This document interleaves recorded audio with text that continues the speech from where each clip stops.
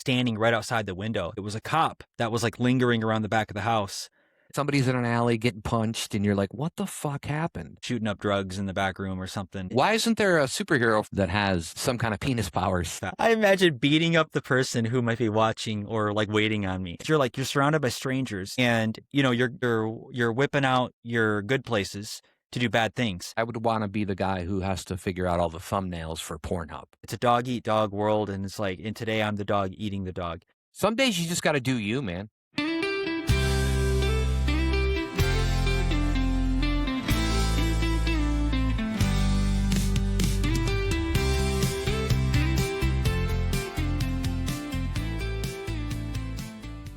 Live from deep inside our own snow fort, it's the Socially Awkwards Podcast. I am knickknackmattywhack, and he is Branky Panky.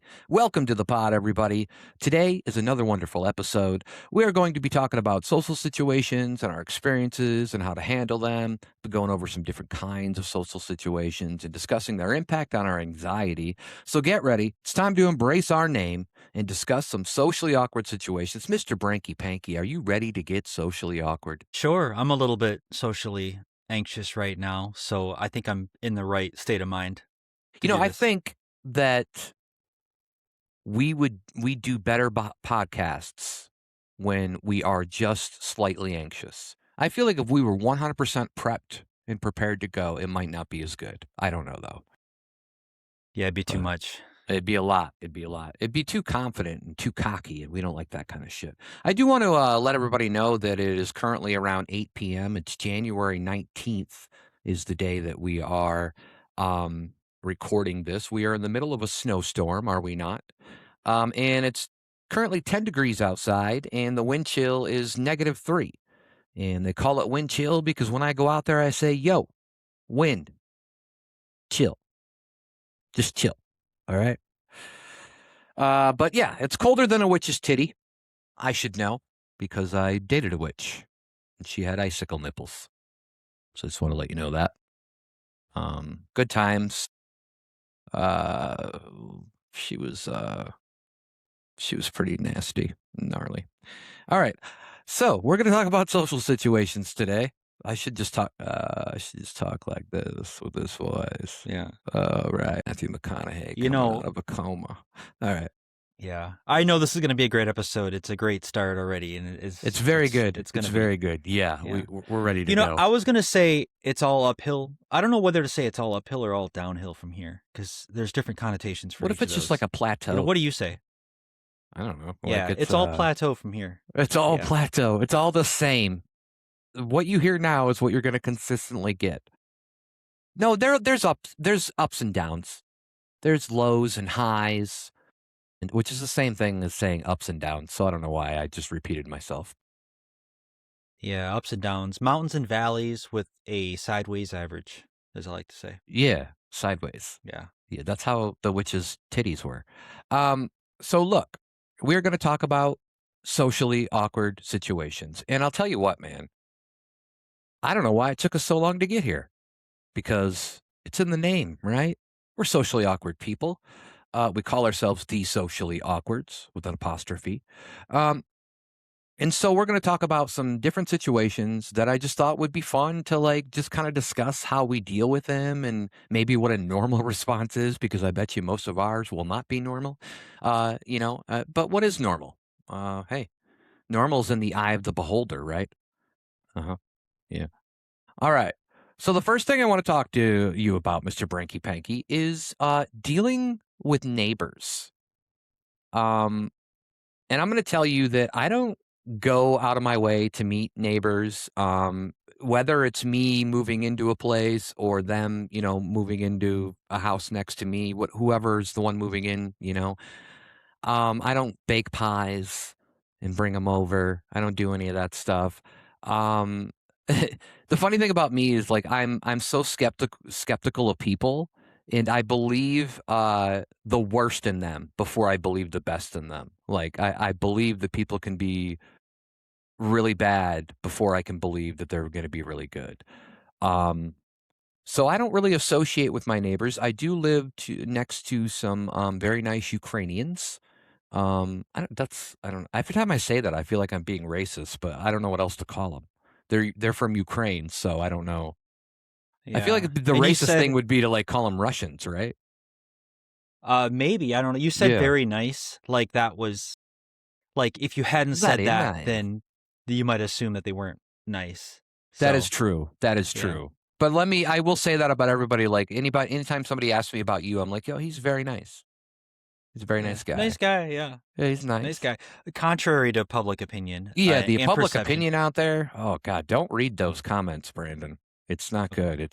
Yeah. It's all like the Jason Statham. I I don't have know. somebody else read them for me and then, Just tell you the good just ones. yeah, just tell me the good ones and tell me that's all of them. What do you pay somebody like that? I mean, that seems like a You know those what are those crackers that are, oyster oh. crackers? Oh, oyster crackers. Yeah. That's a good deal. I'm down with that. That's good. So how about you? Like, this is kind of good for you. I've been in the place that I've been in for a while, but you recently, um, within the last couple of years, have moved into your own place. You own now, and have you dealt with any neighbors? I mean, obviously I've been there before, but I don't even know like if there are any neighbors, like how close by they were or are. I have some neighbors where I live now that are not extremely close, but I've had, like I've met I've met one of them on one side, and it was over a situation where they had a car that was parked somewhere that was blocking my driveway. And it was a short conversation and it was nice and it was cordial. But neighbors in general, I think is an interesting topic to talk about because I think you touched on some of the things about it where it's like, I have this feeling like neighbors are just weird people. Like, and I think I'm 9 for 10 on this. And, there's always something about the way they live life that just feels like, um, it feels like there's something weird or something odd. And I don't know if this is maybe strangers in general. I think everybody just gets used to their own lives and the way they grew up and everything that's normal. And then you meet somebody else in their family and stuff, and it feels like things are always not, they're doing something a little bit weird. So that's been my experience with neighbors. I try not to get too close to them. And it's not that I don't want to make friends with my neighbors, but I just yeah, I don't know if I have a big desire to. And yeah, and the neighbors, and it's one of those it's a bit of like political kind of thing too because it's like the neighbors that you hear from most or the neighbors that are the loudest are going to be the weirdest ones. And Yeah. so that also clouds my experience with neighbors. Especially growing up. There's a lot of neighbors. I grew up on the mostly down the at the end of a dirt road that has all sorts of personality types and the kind of neighbors you might run into there are um, the spectrum of, they're all on the spectrum of weirdness. Well, yeah, because weirdness has its own spectrum Yeah. in its own way, and I do agree with you. It is funny though because you said that like neighbors you always just think are weird, and it's like, well, are they thinking the same thing about us? Like, probably, right? Like, I don't know. I mean, it really depends, but you and I are kind of alike in a way where we're probably not gonna go out of our way to, like, introduce ourselves or stuff. I know there's people out there that are really neighborly. I used to have horses as neighbors, but I called them neighbor neigh. That was better. Alright. Yeah, it's good. Yeah. So, no, but, I will tell you a story really quick, and then I'm sorry. Sometimes I just cut you off, and I'm like, me, because 'cause I'm a selfish bastard. So in a minute, I'll get back to you. But, I moved out, into this place with my girlfriend, it's about 10 years ago, and, um and there was, like, some flowers and stuff that had been planted, in the yard, and when we'd go outside to smoke because we couldn't smoke inside, and there would be this lady that would always come by, and she'd be like, "Hey, you see those flowers? I planted those." Like, she, like, had used to live there, but then moved into a different place, and, like, it really, like, I don't know, like, she wanted, like, recognition, like, every time she'd walk by, and she was like, I think she was walking a cat on a leash, which, Yeah, it's kinda weird. weird to begin with, but, Yeah. So she'd be going by and she'd be like, "Oh, I planted those flowers. I did this. I did that." Like she wanted some kind of recognition. We'd just kind of be like, "Yeah, okay, cool, thanks. They look great." Like we didn't really pay attention to the flowers. I'm not a big landscape guy. Really, I really couldn't care any less of like what my fucking lawn looks like, which is really anti-man thing. Like most men do care about that kind of thing, but I don't really care that much. But anyways, this story kind of ends in a sad way because I remember one night seeing a bunch of cops and ambulances like go down the road a little ways from our house because it was like a little subdivision area. And so I went on an app, scanner app, and I was listening on the scanner because at that time I didn't have an actual police scanner, but a scanner app. And then I found out that they had discovered a body in this house, and it happened to be that girl. And I don't know how she died, but apparently she had been passed away for quite a while, enough to where she had cats in the house and they were eating her. And I was just like, wow, which I have heard of before. Like, I mean, people are always like, oh God, that's gnarly. How could cats do that? And it's like, I don't know, maybe they were out of food, for like a week and they wanted, they are predators. Because I saw one on To Catch a Predator. But yeah, it was just a really weird situation, and I kind of felt bad because I kind of like every time she'd walk by, like I'd kind of be like, "Oh God, this lady that was trying to get recognition or whatever." And then after that happened, I felt like bad about it. But yeah, that's just kind of one of my stories with a neighbor I had. Um, I guess an ex house. She lived in the house that we lived in at one time, so I don't know. But do you have any other like weird or crazy stories about neighbors, or was that it?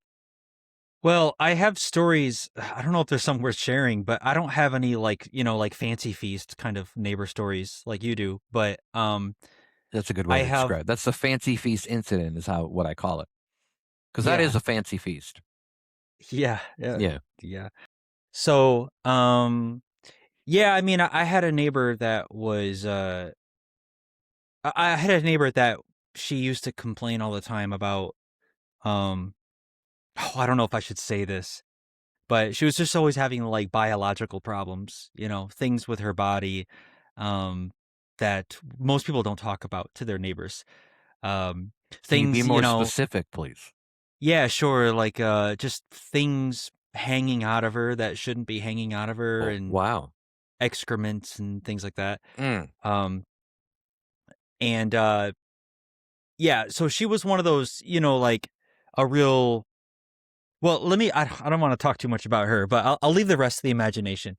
Um, I don't yeah, and know. I've This had is good other neighbors. content. Let's go. Let's go. I know, but I'm All right. All right. imagining of like some random world where she for some reason clicks through Facebook or YouTube Yeah. or something and clicks on Yeah. this video. Not that she would probably even care. She wouldn't even know it's about her. But there is gosh, what else? I had yeah, I had some crazy neighbors. I had neighbors steal things. I've had From neighbors you? that yeah, from me, I've Oh. had neighbors complain about the oddest things like just like the state of like your grass or something, like your grass grows a little bit too Oh long and they gosh. complain Almost or like they call in complaints. a HOA type of situation, which I would never want to be in that situation. I don't Yeah, know if that I mean was what it was, but that's a whole category of neighbors, which is nosy neighbors, right, right? right. And Your grass it's has a gotta be this high and, like, exactly. yeah, it's, like, ridiculous. Yeah, and these are people that have nothing better to do. Actually, it's funny because there is a situation that you brought up your police scanner. We could almost talk about it because this is kind of a fun neighbor story, but where somebody somebody had called the cops Wait, on are me you gonna because I talk had about the incident that just happened? yeah, I was going to. Well, that's on my I'm gonna get to that. Oh, shoot, okay. So Well, trust me on that. let's put a pin in that, but that's a neighbor story. I was This gonna is like, oh, actually just as perfect, like, make sure people stay here now. We have a really crazy story about Brandon and the police coming up in a little while. So stick around and we'll talk about other things until then, and you're going to have to fucking listen to them if you don't know how to use that fast forward button. I think everybody does now. I think a baby could use a fast forward button, but whatever.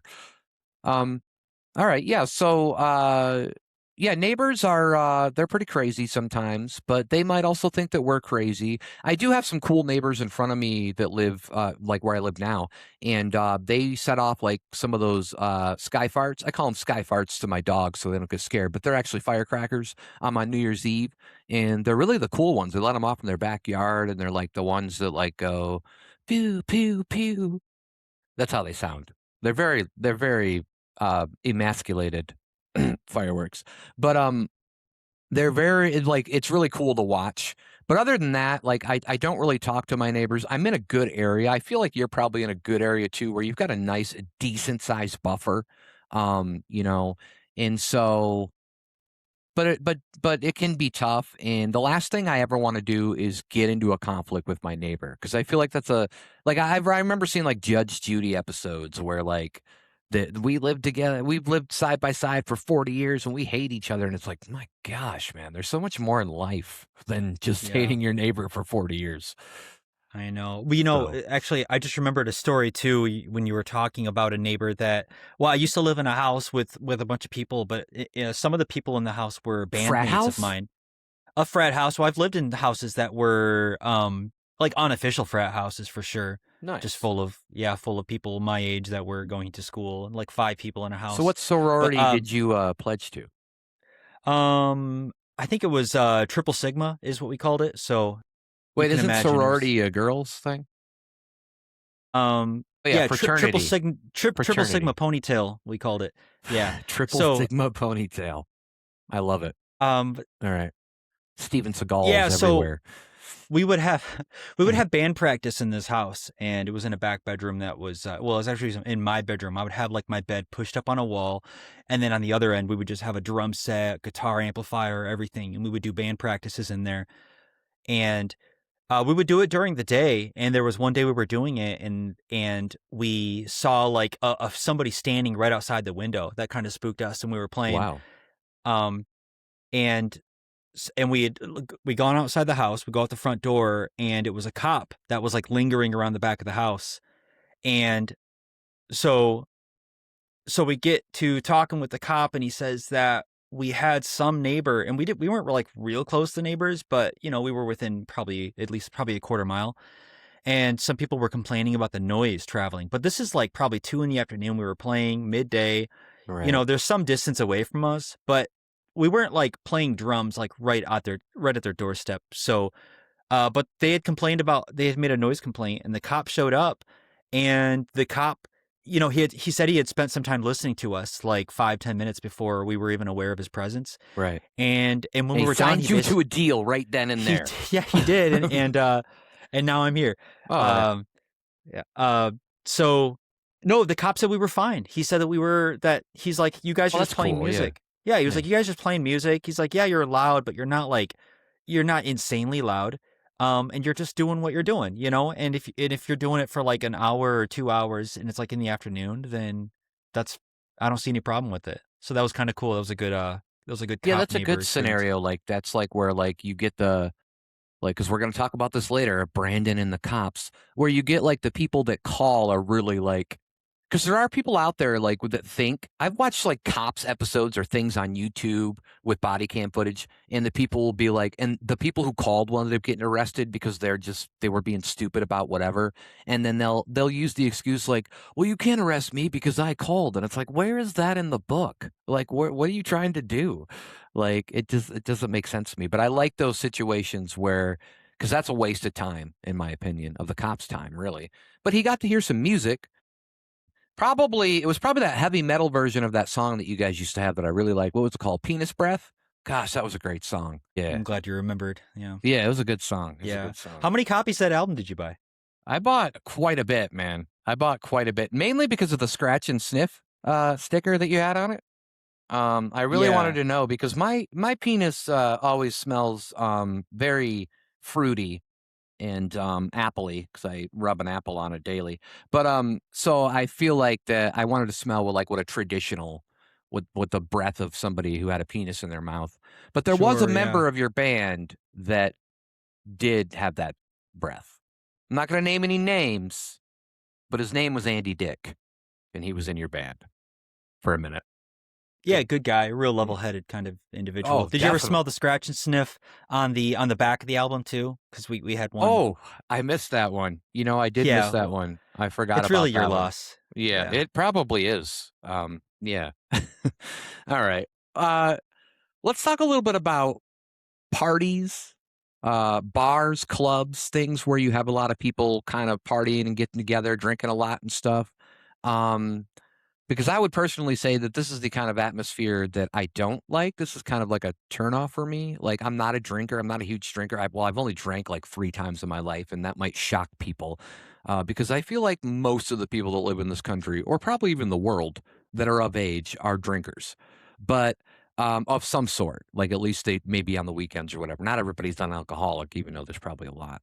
But I do hate these kind of atmospheres. And when you're not a drinker and you're sober at a party with a bunch of people who have been drinking or people who are drunk, it is a horrible experience. I don't know if you've experienced this, but it is horrible. And I smoke weed, but it's definitely not the same kind of buzz. And I can't be on that level. When you drink a lot, I feel like those are the people that are like, when you hear about like 4th of July, where the people that like blew their hand off, like, I feel like there was alcohol involved, right? Like, "Oh, dude, yeah, just put it on my hand. It'll be great. It'll be fun. Let's just, light this firecracker off."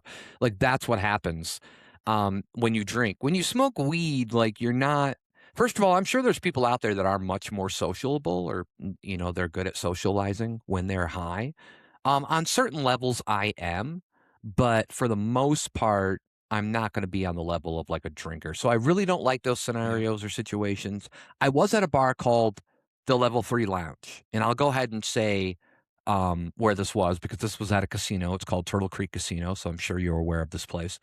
And it was probably one of the most chill bars I've been to. I went with, a girlfriend there, and it was probably I just don't like places because I do have a police scanner now. One thing I do hear a lot is like bar fights. I don't want to be around bar fights. Like, what's the point of like? I thought like the whole reason to go to a bar was like to chill, hang out with your friends, drink a little. But then it always ends up like somebody's in an alley getting punched, and you're like, what the fuck happened?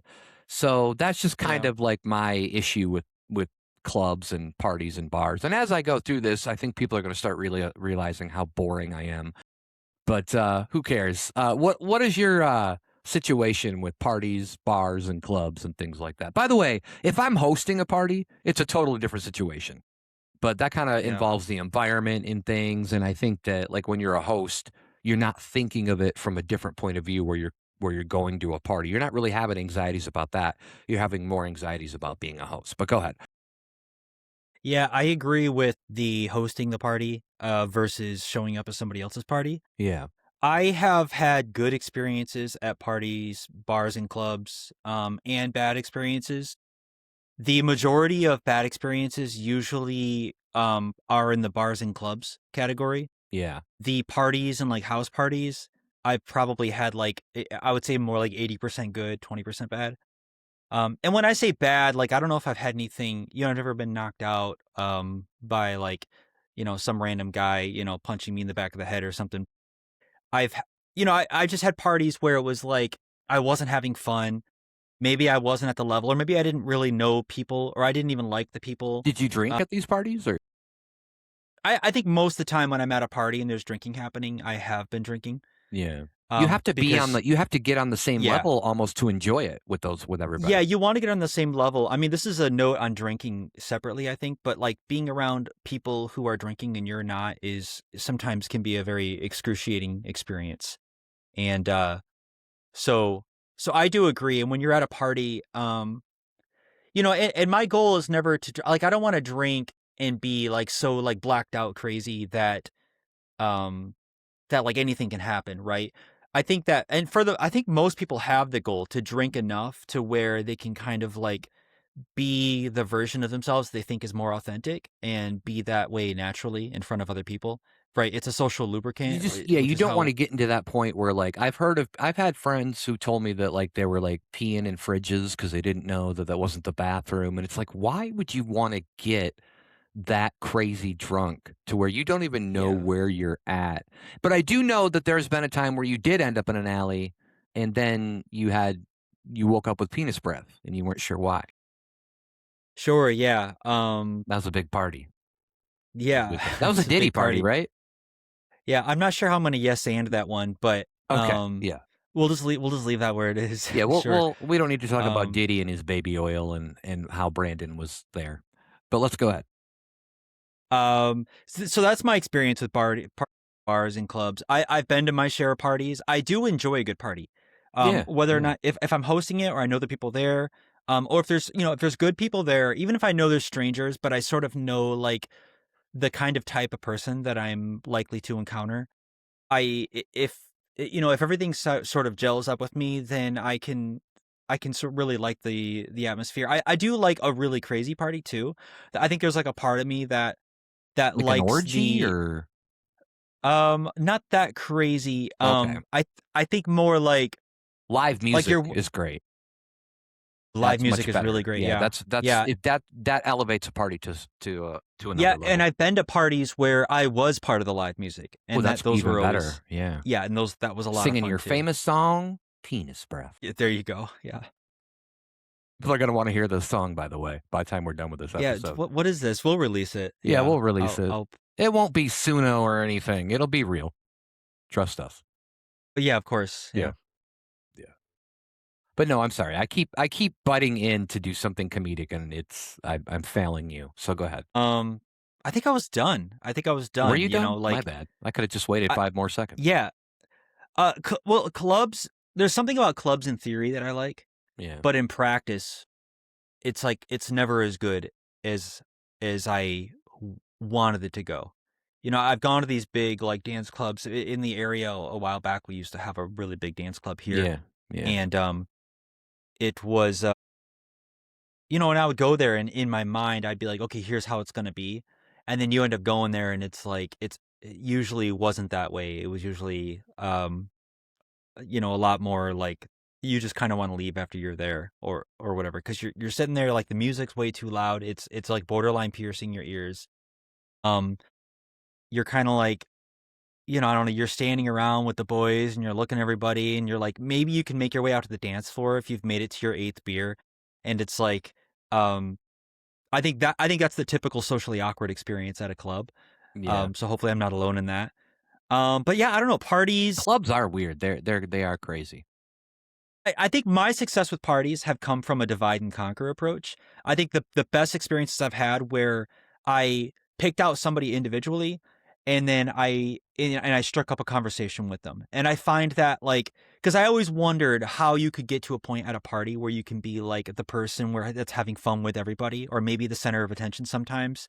Um and I think that divide and conquer is actually the best approach is not to think of it like that, but to think of it as like the party is between you and one other person that you're communicating with. And if you Yeah. do that to enough people, there's a shifting point where it becomes like you're all partying together and then you can feel more comfortable sort of taking the attention sometimes or not.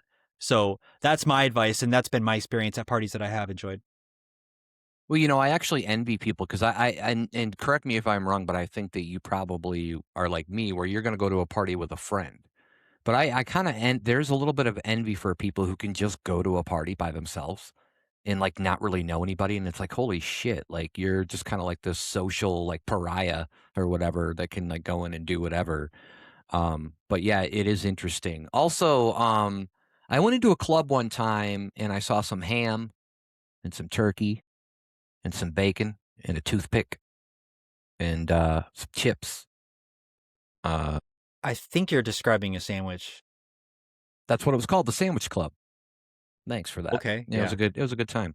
Alright, well, this is kinda a little bit relatable to that because we're talking about hosting parties, but how much does the environment, like, affect, like, our social skills? And I would say a huge amount for me, because especially when you have a lot of anxiety and stuff, depression and all that, uh when you can control your environment, it's like so many anxieties are gone, right? Like that's a big part of it. If you, especially if you're going somewhere you've never been to before, you don't know what that is. And there's a little bit more of a risk going to like a house party, right? Than especially when you're younger, than there is to a club or a bar or whatever.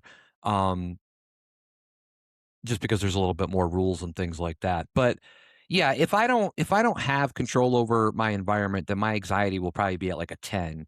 Um, but I also wanted to say, like, if I were alone on Mars with all the necessities that I needed to live, to survive, I know that like we can't technically now, but I'm just saying, like, hypothetically, if I was, I could You'd maybe throw do a that. Mars party? Yeah. Well, I could maybe throw a Mars. Well, yeah, after I was there for a while, because I'd have to learn the environment. I'd be like, yeah, we're gonna be what's the big spot where there's always a storm? There's like a giant storm that's like the size of like half of our country or half of our world that's always happening on Mars. Um, Yeah. so like the big red spot or the whatever they call it. So yeah, I'd have it there because I feel like You that'd be sure? nice. It's like I feel like we're also describing Jupiter. It could be. I could have my Yeah. planets mixed up because frankly, I just don't care. Yeah. I'm You know, not you could going run there. into Matt Damon's potatoes and have a little Oh, I potato forgot. party. Yeah, I could. I Yeah. could. There's been quite a few different movies about Mars, and like, imagine if you went there and they were all like all of them were real in some way, and you just had to deal with that. But no, talk to us a little bit about like how your environment affects like your social skills. Well, yeah, it certainly affects it. I think that it's about well, we talked a little bit about this, but it's about the people that are there and how well you know them. But it's not just that. It's also like what your perceptions are of the people that are there. Are they people that you are like? Because you can kind of stereotype somebody. You know, you can do it to the best of your abilities based on how they look or who you know that they also know. So you know, guilt by association, and then the environment also includes things like where it's at and how fancy it is. Is it like a lowbrow, you Two know, kind of like turntables and a microphone. yeah, bottles and cans. Yeah, Yeah, clap your where it's hands. at.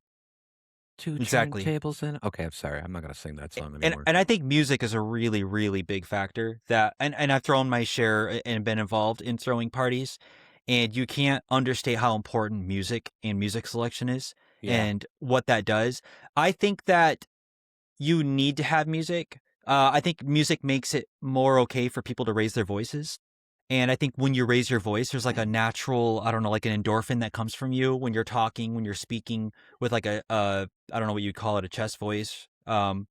That yeah, like that guttural down in there, like it. there you go, You yeah, bring it and up. it's more of an it gives you more of an extroverted kind of vibe, and so it puts you in a better state of mind for socializing. But there is a thing where, and now this is the switch between like party, bar versus club as well, where music can get too loud to the point where you're only speaking through mostly physicalities Yeah, and having you're to be, you playing know, charades with everybody. there you go. And I think this is a line that I don't enjoy crossing too much because I enjoy being able to communicate through conversation and not necessarily through being like you know, Well, I just went giving to looks at I people thought and you be went like, to mime college for a while, so you were pretty good at miming things. yeah, but I could never get through that glass the glass The wall. box? I remember when your band specifically did the miming version of Penis Breath, the hot heavy metal song that was a big hit back in the 2000s. Sure, yeah. Can you do you remember the choreography? I don't. I don't. I know it Oh, that's too involved bad. some kind of fog machine. Yeah, Sure, yeah. it was good Hard to times. see. Yeah. And lots of baby oil. So Oh, that's right. the It's another Diddy party, I think. That's what should yeah, we it's should have labeled that episode this episode the Diddy party. Probably get more yeah. views. Diddy party on the island. Yeah, Diddy party on the island. It's all connected. So yeah, music's really important, and I think that affects it as well. So that's what I prefer. I prefer music. It doesn't have. I like it loud enough to where you can actually feel it a little bit, but you In your are having chest. to. Mm, mm. I do Yeah, the like. little I do thump. love. Not Yeah, I too love when the party much. has a. Yeah, Like I've been in it's people's cars like back in the day. Remember when it was like so cool to have like a subwoofer and it's like the loudest shit and it was so cool. But like I remember like I wish I could make a meme of it because like outside or inside you'd be like bumping and you'd be like yeah yeah, but like a lot of it would be like if it was too loud it would like make your whole body rattle. But then like outside like if you saw that same car it would just be like a fucking awful rattle and it would just sound awful. And it's just kind of like these two different variations. It's kind of yeah interesting. But yeah. really quick, is there any music, like any genre or type of music that you would hear and be like, yeah, I'm out. I'm out of this party. Or would you be fine with anything? Like a Willie Nelson country version of perhaps penis breath. Sure, yeah. I don't know. I might stick around for that one just to see how things go. I think anybody would actually, yeah. I think I think a party where it's like all I'm hearing, all I'm hearing is heavy metal, like really angry music. Yeah, that's tough. Yeah, it's tough because I think the disposition of like the average person I'm gonna meet there is like more angsty. And also, yeah, that's like what I would expect to hear from a party where like somebody is, I don't know, like, shooting up drugs in the back room or something. I Oh, yeah, could be that's true, I could be yeah. I could be like majorly stereotyping, but that's the one kind of music I can think of where, I don't know if that party is going to be my favorite one to be at. I haven't gone to too many parties, but I am thankful that I mean, it could have been happening at the party, but I'm thankful that I didn't go to a party where, like, I walked into a room and somebody was doing some crazy illegal drug where I was because I wouldn't know, and they'd be like, "Hey, you want some? You want some? It's good." And you're like, "Oh god, no. No, thanks. Like, I'm good on the methamphetamine. Thank you very much." Kind of thing. Yeah. But you appreciate the offer, which is Yeah, I mean, important. you shouldn't Yeah. not, like, ask people, like, they wanna be included no matter what, even if they're gonna say no, they wanna be included. Let's talk a little bit about shopping and ordering food. This is gonna be a little different for me because I usually do a lot of my grocery shopping is online now, I just have somebody I'm a lazy bastard, so I just have somebody take it out to me. Um, and then obviously, like, ordering food's a little different, I don't really do DoorDash or anything like that. Um but I don't really have a lot of anxiety over ordering food or shopping. Maybe that's because I've worked in food. I don't really know how that relates. But do you have any issues with any of that? I mean, I know you go out and you order some food like at least once a week. You're out there getting your big old KFC bucket with no breast in it and, things like Um that. yeah, once a week is a major understatement. It's probably more I like didn't want to call 6 you or out. 7. I was trying to make it I Yeah. was trying to No, I go out to eat, and it's usually fast food, but it's probably over 7 times a week. How come when you go to a restaurant they don't call it slow food? Well, I do, but Right, they but don't that's like that. that's not, like, Yeah. advertised. It's not like, "Let's go to" like, you should be like, as soon as somebody's like, "Let's go out to eat," and they should be like, "Alright, do we wanna go to a fast food restaurant or a slow food restaurant?" Like, that's what the answer is, but nobody says it like that. They're usually like, but yeah. Yeah, We should make that change, yeah. any anxiety issues? I mean, maybe if they get your order wrong. I mean, you do this more than I do. You associate with these people. I make it sound like so bad, like there's some kind of Mexican gang. You're Keep going, yeah. associating yourself with these people. No, like you're out there obviously ordering food more than I am. And so like if they mess something up, is that gonna maybe cause the anxiety level to go up a little bit more or not? Or Yeah, there is a little bit with, well, I don't wanna inconvenience somebody in in a certain way, especially somebody who's making my food. But this isn't necessarily about like the social anxiety aspect of it. It's more about the anxiety of like of the quality of my food. So I don't want to I don't want to cause the person preparing my food to have a worse day than they're already having. No reason to target me specifically. Target somebody else, but don't do right, it to me. right. And Because because you're I'm also white. maybe having You're a white guy. yeah, Why target yeah, me? exactly. I'm white, Yeah. I treat the food people like ice, basically. I'm saying, what am I saying? I don't know. Are you treating them like ice or are you like treating them so you're treating them like as an ICE agent Yeah. and you're like, where's does that sandwich have a green card? Kind of that kind of thing. Is that No, sandwich legal in this I was country? just, Oh. yeah, I was just thinking of the I'm white thing. Like, hey, Oh, I'm okay. white. I got you. Yeah, I get you. Um, No, yeah. you know, uh, so I don't have anxiety really. Like, I don't have a lot of social anxiety with so we're talking about food, but like, are we also talking about shopping in general, like food shopping, Yeah, grocery like grocery shopping? shopping, because I was gonna ask you about that because like I said, I do that online usually, and then I have them Yeah. delivered. So, but I'm assuming you don't do that. So, but that's not. I mean, you're not really talking to anybody nowadays. You don't have to talk to anybody. Like you can Well, I just love go self. to self I have to go on checkouts. a Yeah. rant. I love self checkout so much. I think that it should be a law that every public facing store should have self checkouts available. They're like the best thing that's been ever invented in grocery store technology What in if it like the was like a last like robot?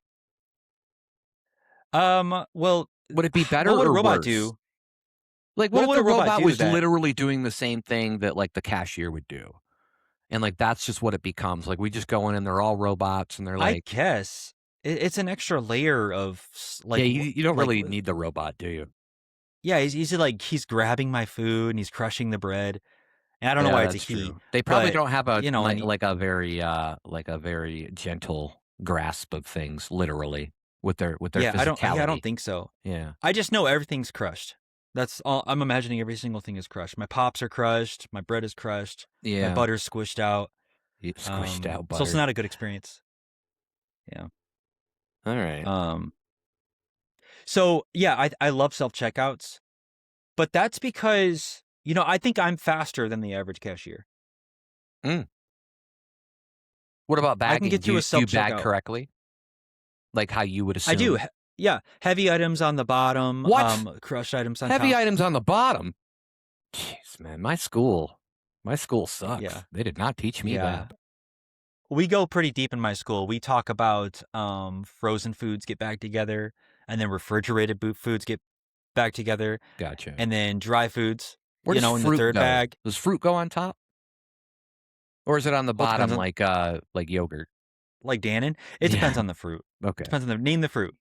Let's say, an orange. That can go either. It doesn't matter. So even if it's like a 12 pack of soda on top of an orange. Well, no, you're not going to do that, but it depends Actually, on what you're the packing it thing with. is like now everything's plastic, which we could rant a little bit about because I actually hate it. Like when they went to plastic bags, everything. I mean, granted, if you're doing a self checkout, I'm assuming you can grab paper. But when I get it delivered, it's all plastic, and so like they'll literally have two things in a big plastic bag, and I'm just like, why? And we were ranting before about microplastics, and I'm like, good God, we cannot get away from plastic. I'd rather have them have paper. But there is one thing with papers, everything's got to be stacked upwards.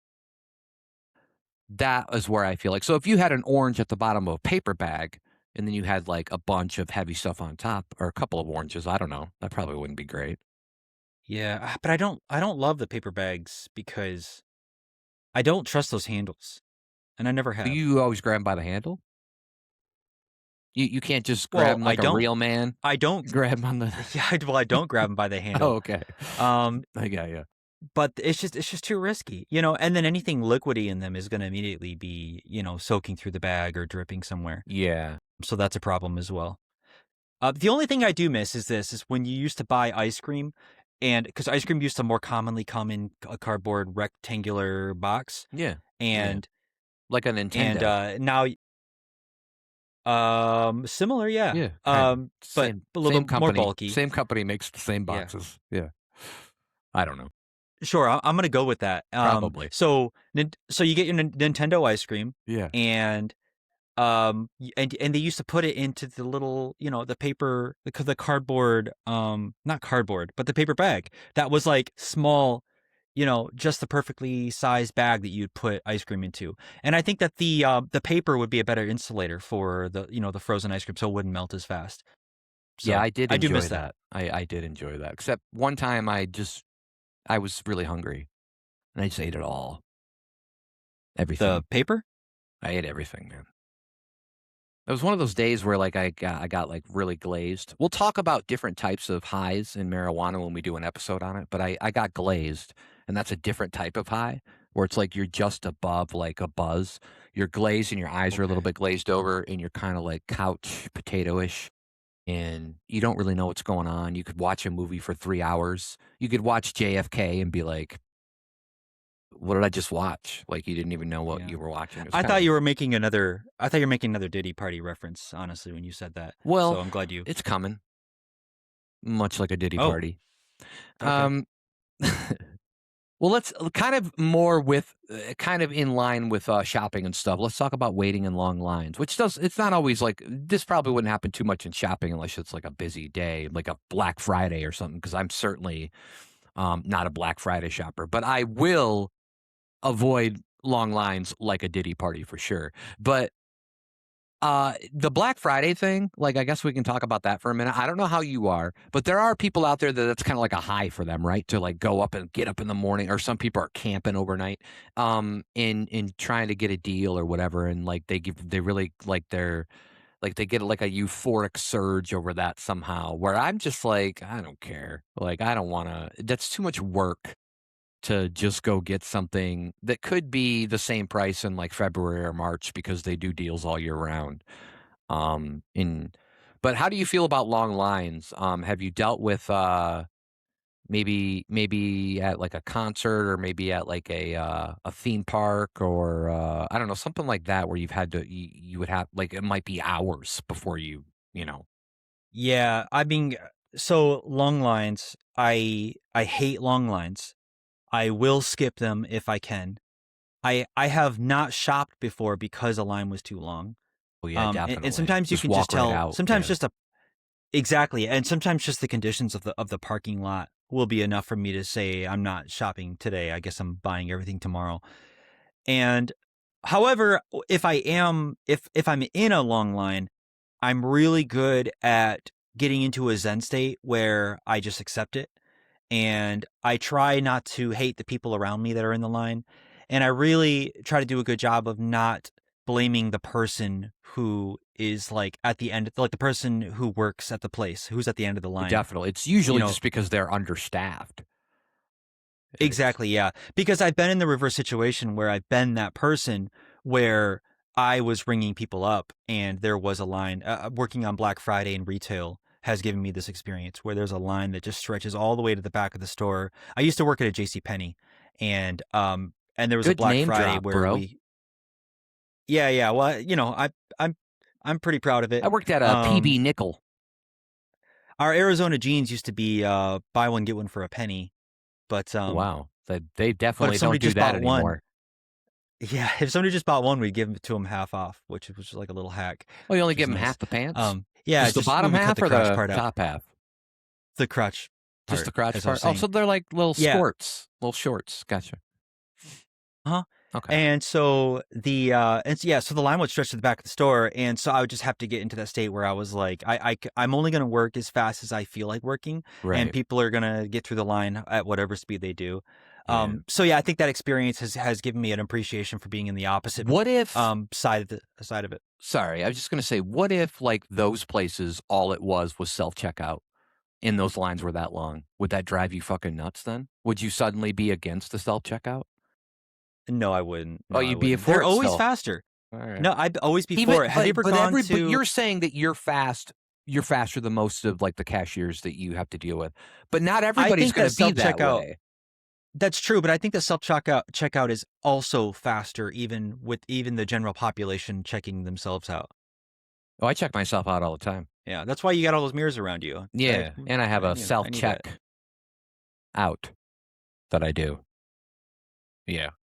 Oh, yeah. I check my breath, make sure it doesn't smell like what? What, Brandon? Make sure it doesn't smell like Um, penis breath? oh, right, yeah, yeah. Yeah. I'll tell you what, I'll tell you who does like long lines, and that would be the members of the Rolling Stones.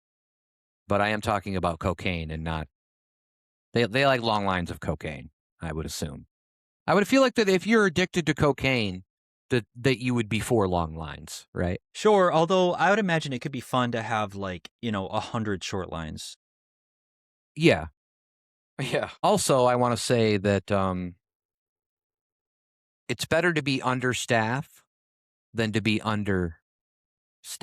You know what I mean? You know what I mean? No, You know what I no. mean? You don't wanna be What are under you them talking staff. about? You don't wanna be under them. Alright.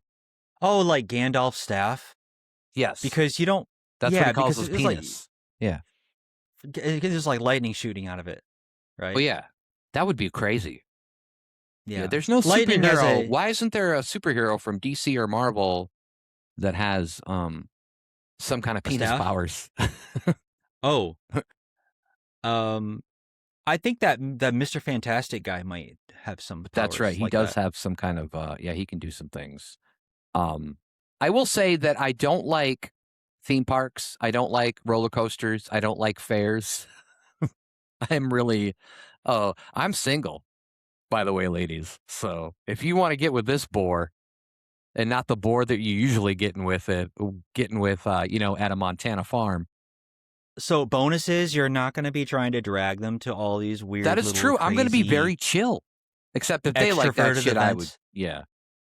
Yeah, you're gonna be chill. You're gonna be cool with a night in, a really good movie, ordering Yeah. some food, and why not order groceries while you're at it? Yeah. And that just sounds like the chillest time ever. It does sound So, I those are feel all like wins. yeah, I feel like why not? Like, I mean, you could get I mean, that didn't sound there's gotta be women out there that are like that, right? They're not all I just wanna guarantee go out you and stuff. yeah, I guarantee you there's women out there where those are all W's. Yeah. I thought, oh, like, so they look like the letter W? The women do? Uh, yeah, squiggly, pointy bottoms, and Interesting. tops. Alright. Yeah. Alright, well, anything else you wanna say about long lines of cocaine? Um, it's like a say hello to my little friend reference. Oh, Scarface. No, I'm good. Yeah, I'm good with lines. I thought you were gonna give us your greatest Al Pacino impression, but I guess not. That's next Hoo-ah! episode. Hoo-ah! Alright, that's all I got. That's good. That's not bad. That's not bad. Alright. Alright, let's talk about social cues. How good are you at picking up on social cues when you're on, like, a one-on-one conversation? Well, I think that I want to say that I'm good, and then I was gonna say, well, I think I'm too good, and then I think that you're right. There actually is probably no such thing as too good. It actually then No, there borderlines is, into and you we being are it. yeah, but doesn't it borderline into actually being bad again? Because Probably. if you're because Yeah. you're reading into If you're you're overthinking it, reading yeah. yeah, you're overthinking, and so now you become bad at it again, and Yeah. and and you're also predicting futures that haven't happened and probably won't. And so That's you need true, to, yeah. you need to trim all But I these do threads think from your that head. because we're already anxious, we do pick up on cues from the other people if they feel the same way, like getting out of a conversation, or there's always like those people you run into who are talkers. We know some talkers, and it's like, how do you get out of this? Like, how do you say, okay, cool, we're done? But it's always hard to do that because you and I are probably very non confrontational. And so we're just kind of like, yeah, we're just going to deal with it until they go. Um, Yeah. but it's really on them to pick up the social cues that we're laying down because it's not like our body language is probably going to show it, maybe our tone or a little bit or facial expression or whatever. But so it is kind of interesting. And I think it's actually pretty respectful to be able to pick up on those. But I don't know if everybody's just really even thinks about that. I think mainly people like us that have anxiety probably think about that more than most people. Yeah. I would agree. Yeah, I'm definitely managing conversations all the time when I'm having them. Right, And right. I'm yeah, there's the famous like when you were talking about ending a conversation, I was thinking about famous lines like one of my favorites is well, I guess. Is, Yeah. you find that lull in the conversation, you go, "Well, I guess," Yeah. and then you look at the other person and you're hoping that they pick up on that, and they go, "Yeah, I should probably get going." And then so that way it takes the pressure off you and you go, "Okay, well, it sounds good," I That's would've also kind of funny because there's and I probably people don't really talk on the phone not nearly as much as they used to. So if there's anybody listening to this or watching this that's like generation what Z or whatever the Zoomer generation or whatever they call it, um there are gonna be people who probably don't understand that people were on the phone, like, all the fucking time at one point. Like, we would have especially when we were teenagers, like, with our friends, we'd have long conversations and stuff, and there would be, like those are, like, different social cues because you don't have any facial or facial recognition or facial things that you can look at or, body, language or any of that, but it's only tone. All you have is tone in the voice in figuring out. And I do have a friend that he just says "so" a lot. He'll be like, "So," and then it'll be just like a silent, and I'll be like and then he'll start talking about something else, and I'm like, "Oh, I don't." He could. There are ones where I'm like, I'm confused at what to do right now, but it is kind Yeah. of interesting. Well, the "so" transition, I wonder because if I heard it, I would think sometimes that it's somebody's way of trying to get out of a conversation. Right, But right. you're describing it also as just a transition to like, "Okay, what else do I wanna talk about?" Yeah, it's like their brain stopping, and they're like, "Okay, I'm waiting for my brain to latch on to the next thing I'm going to talk about, and I'm just going to say so the whole time." I just thought they were Yeah. sewing, like they were knitting me like a sweater or something. but that was not the You case. know, with conversations, I also have this issue, I think, with goodbyes in conversations, Yeah. especially conversations that are happening over the phone. I have this thing where I always want to sort of tie the goodbye aspect of it up into a neat little pretty bow. Yeah. And, um, and it feels like goodbyes, especially with the younger generation too, goodbyes are always happening really fast. And it's like you're talking to somebody and it's like, all right, well, I gotta go. All right, bye. And then that's the end of the conversation. And for me, I feel like I have to have this period where I'm like, well, I I I think that's probably it. I'm gonna go get some food now, and I'll be around sometime tomorrow or this weekend. It's like I always gotta say like, I here's the reason why I'm going.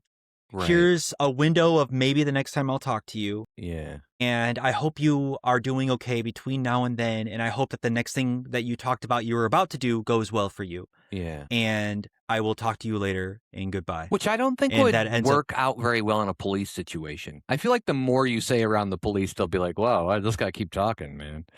But that's how we yeah, are. this That's guy's how a talker. anxiety is. It's like that's our That's how I got anxiety. out of my that's how I Right. got out of my last 3 murders was just tying Yeah. my goodbyes up into a Yeah. bow so Bye. long that See you the guys. investigator was You like, ain't got it's shit. not this guy." Bye. Yeah. I'm done talking to this guy. Yeah. Be like, I don't care if his breath smells like penis.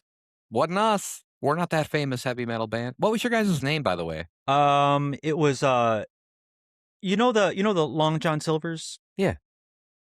That was the name? They got that name. That's where they got the name from. Like your So, band or the restaurant got the name from your band because you guys have been around for 100 years? there you go. Got it. The second one. Yeah. Excellent. All right. Um, anything else that you want to say about social cues? Have you met any letter Qs in society? No, some P's, T's, and B's, you know, P's, T's, and maybe if you B's. yeah. And that's what it's all about. It's So, all about the P's, T's, and B's. I like it. yeah. No, that's what I have for it. All right. Well, I mean, the next thing we're going to talk about is small talk, which kind of goes with social cues a little bit. But and I guess there's kind of different variations of small talk because a lot of people would be like, well, small talk is like when you say, hey, how's the weather? Or, or maybe they'll talk about a sports Eh, team or something. I don't know, like something, yeah. how are them Yankees doing? Like something weird. And I'm not really about small talk. If it's somebody that I know quite well, like if it was you, like you or something, like, and we do anyways, not even on the podcast, but even outside the podcast, where I'd rather talk about like some meaningful shit. I don't want to sit here and be like, oh yeah, it's -3, -3 out there today. How do you like that? How do you like Yeah. them Well, apples? I mean, this week you could probably get me into a little bit of small talk concerning the weather, but that's because it's such an extraordinary Yeah, week that it's we're it's heading pretty into. bad. Yeah, We have 3 days in a row where we're projected to be below 0 at night coming up. And that's my waist so it's size. pretty below 0 Yeah, or 3 days. 3 days below 0. Okay. It's all The whole thing. together. Yeah, 3 days below Yeah. 0 is the name of Yeah. it's my waist size, and it's also the name, of your band that we forgot about a minute ago. That was the name of your band right there. 3 days below 0. Yeah. Yeah, well, we had to do a name change for after the Yeah, there was some litigation. infringement there. Yeah, I get it. Yeah. Well, we were Copyright. first, but we let them have it because we were nice people. Yeah, Oh, Um, better than the Long Dong Silver, who's a porn star, but, yeah, and he used to open for us too. But it was the open doubleheader was wide. rough for most people. He opened wide. Alright, sorry, go ahead. Um, Small talk, I don't like small talk either, but I have, I in like the last 10 years or so, I've grown to recognize it as an important part of the dance that people do, the social dance. Yeah. And so I think that whether you like it or you don't, it is important to recognize that it's a skill that just as we talked about alcohol being, as people call it, the social lubricant, Mhm. that's really what small talk is. It's a lubricant Well, for I've you been to using get the to know wrong somebody. lubricant this whole time? Okay, I'll figure that out. Yeah, well, that's the Diddy parties will do that. They'll put you down the I'll wrong dump some path. Budweiser on my penis later. See what Yeah, happens. so okay. Um, Yeah. the hops? Yeah. or is it the I'll get on the okay, hops, baby, with that potato. yeah. So this is where I start. This is how I use "so," by the Yeah, way. yeah. Well, you're using So "so" because I keep interrupting you, and you're like, "I forgot where I was going." So yeah. Um, yeah, I think why is small talk important? I wanna just briefly talk about, like, a quick definition of small talk. okay, but Small this better talk be a is small talk. yeah, it's good. Well, is it you talking about small words, low Yeah, volume, I don't like or anything that's more than, like, a half a syllable. yeah, because when we say getting into something that's deep, what does that really mean? Like, deep conversation, does that just mean we're talking about, um there were I forgot who it was that said that there was a ex-president maybe or somebody like Winston Churchill, I forgot who said it, but that, great people talk about ideas and, there's like the next step down talks about, I think, thing or people or things, and then, like, the bottom one talks about people maybe? I forgot, have you heard that That's a quote very before, or famous am I quote. just No, you said it, like, word for word, that was the quote, and, I think okay. it's a good quote. No, I do Yeah, know what you're referring to, but I don't remember exactly the quote and how it's said, but however, knowing the audience and knowing who you're talking to, I think that you can imagine the 3 layers of conversation as a ladder that you can well, like a climb. burrito. Imagine it like a burrito, A a burrito, three-layer burrito. right, because there's lettuce, cheese, and There's probably running. actually more layers. There's probably more layers to a burrito. It's probably a Or it shitty could be a burrito, 5-layer. 3 layers. I If it's a 5-layer, you know the layers Yeah, ahead of time. yeah. Yeah, so Are you that can saying be an layer or advantage. layer? Are you saying layer like a Layer. like a dungeon layer, or are you saying layer like a guy who's good at sex? Like, Yeah, no, "Hey, I'm a layer." I'm saying I'm saying layer. A lair, like a dungeon lair, because there's 5 of them, and the treasure is behind the dragon. So it's a it's an allegory. Um, Excellent. no, I'm saying layer. Gotcha. So what are we talking about right We're now? A talking about burrito. small talk. No, we're talking about small talk. Small talk That's right. burrito. So Yeah. a burrito, I you get. convinced just for the listeners, I convinced Brandon to take a hit off his vape before we started this, and I had already smoked I'm a little not. bit of I'm marijuana. not getting sidetracked. I'm getting sidetracked I was gonna because say of he's your burrito probably talk. more getting sidetracked because of me, but I I'm doing apologize. fine. I'm coasting just fine Yeah, here. I got you're doing good. yeah. Um, yeah, I think of it as a ladder. So you gotta climb through the different levels of talk with some people, and with some people you can jump right into the deep end. Yeah. So, dogs, I think before dogs can play, sometimes they sniff each other's butts. And if you were to ask a dog, if a dog could talk, if you were Dr. Doolittle and you asked a dog, they might say they don't even like smelling butts, but it's just the thing that dogs do before they can get to the point where they're playing around. And so maybe that's what small talk is. No, yeah, I mean, I like that. I also wanted to say that, like, because we both worked in customer service industries, mainly in food and stuff, but you've also obviously worked in retail, and you got to have like a little bit of a small talk there, but it's really just for show. It's like it's probably the most. It's like the most time you're going to have conversations with people and nothing. It doesn't mean anything at all because it's like the awkward silence. I've had customers come through who don't like silence. I've had so they kind of say things and you're like, "Oh, yeah." And then you have the ones that actually prefer it, so it is kind of interesting too. Yeah. I think that the most extreme of that scenario is have you ever taken an Uber somewhere or a taxi? No, thank gosh. Well, I've taken a taxi, like, when I was younger, but definitely not an Uber. I mean, I don't know if what's Yeah. better, but Yeah, the Uber experience is always the one where you're not sure if you want to talk to the driver. Oh, here's a good one, haircut. Have you yeah, yeah, it's been experienced a this? long time, but yeah, yeah, it is kind of weird. Yeah. And I never know. I'm always trying to talk because I don't want to be the weird customer who doesn't talk and then they give me a bad haircut. Yeah, that's true, but, I mean, most haircuts, like, obviously, I worked in a mall, and there was, like, a couple of haircutting places in there, and I remember it but mainly I got, like, my hair cut professionally when I was younger, so I was probably, like, more of a kid or maybe in my teens, but it's usually women, and they usually have their boobs, like, right in your face, and usually I think that's for a tip, but maybe it's not. Maybe they just like doing that, or maybe that's just the way maybe that's the way they teach them. I don't know, in cosmetology school, I'm not Yeah. sure, but Yeah. Many of the guy haircutters do it for a tip as well. different kinda tip. There you go. Yeah.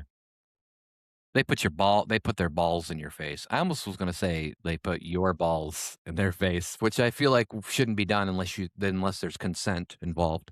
Yeah. All right, anything more on, small talk from you, Mr. Branky Panky? No, I got nothing. I got nothing left for that. And all the gas is gone in the tank. All right, let's Yeah, talk I'm about done. common courtesy. And this is kinda like one of those things where I think it's kind of gone by the wayside. Um, but I will say this, and if there's gonna be one quote for the whole show, we should just make it this, and that's, "If I could hold the door open for the whole world, I would." Actually, no, that'd be a long time. I'm not gonna that just seems that would take years. That'd take my whole life, wouldn't it? Do you think I would have to spend, like, 80 years of my life if the whole world was going into one store? Let's just say the store is big enough for this argument. How long do you think that would take? Uh, how long does it take for one person to go through a door? I don't know, because people walk at different speeds as well.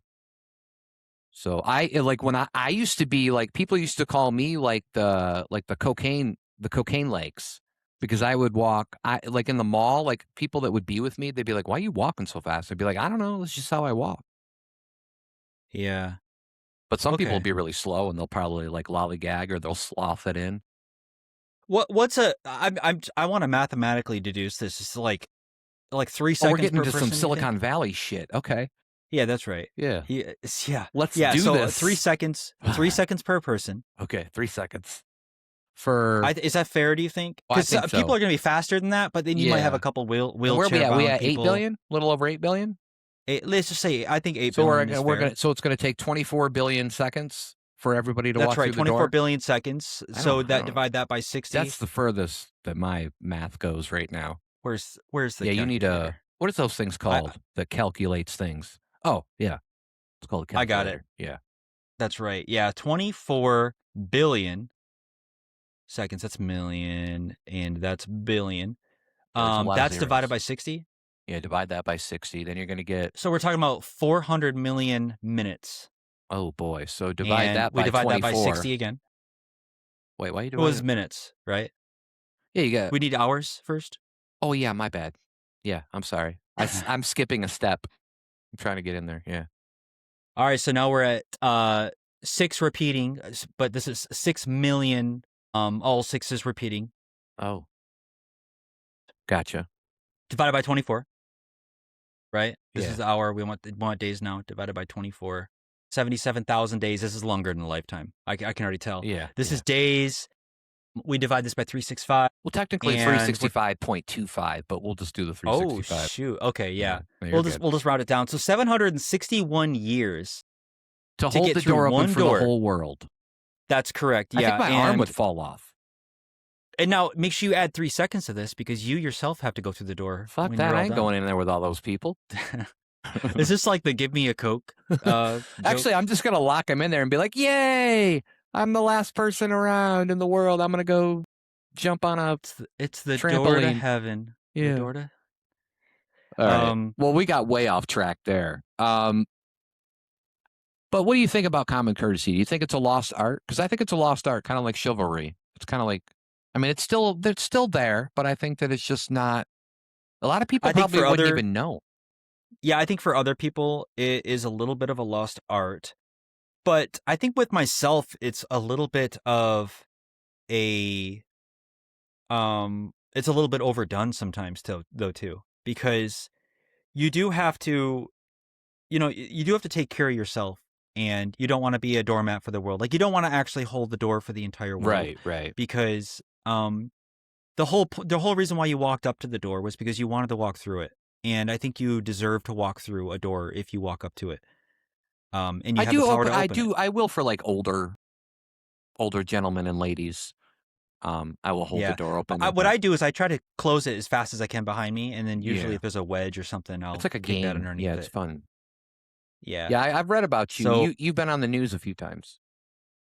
yeah, what novel was that? What novel? Oh, you were Yeah, in you a said no you read about me. Oh, I'm sorry.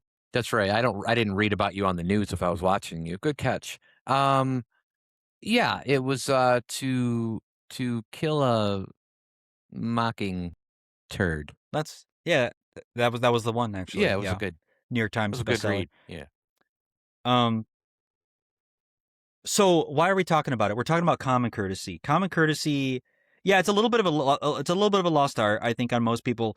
But there's this quote. I want to try to remember it, and I'm gonna get halfway there, and maybe you can finish the other half for me if you remember it as well. Sure, I'm But it's clear-minded. about, yeah, most people mistake uh cowardness. Don't mistake like cowardness for kindness, or it's something like that. Have you heard that before? Don't mistake. Yeah, I forgot. I know exactly what it Yeah, is, and but I don't. right. And this is something that I've struggled with myself, which is the idea of like, why am I being nice to people? Like in some situations, you're doing something that you perceive as being nice because you are a good person, you're a nice person, when in reality you're just avoiding the possibility of conflict because of some like deep-seated like cowardness about like having to deal with that conflict, right? And Right. so I think that common courtesy, it's like most things, it's a yin and a yang, where it's like most people could probably do more. That's what it seems like in the world. But also, if you're the type of person that's constantly feeling like you're always, like you have a super agreeable personality and you're feeling like you're holding a door for 8 billion people, then are you really doing that because you're nice, or are you doing that because you don't want to have a conflict with any one of those 8 No, I billion? want So I think recognition. that's a question. It's all about me. Recognition. Yeah, it's all Oh, about okay. me. Don't So mistake you're a bit don't of a mistake kindness for weakness. Yeah, don't mistake kindness for Trumpness is what we call it. Yeah, the political position. Yeah. Um, yeah, I mean, we should never forget the strength of common decency, though. I think it does, it benefits all people. But yeah, like you said, we don't have to go overboard. There just has to be a level of decency there, which I feel like we've kind of gone away from a little bit. But maybe I'm wrong. I don't know. Um, all right. Well, Mr. Branky Panky, do you know what time it is?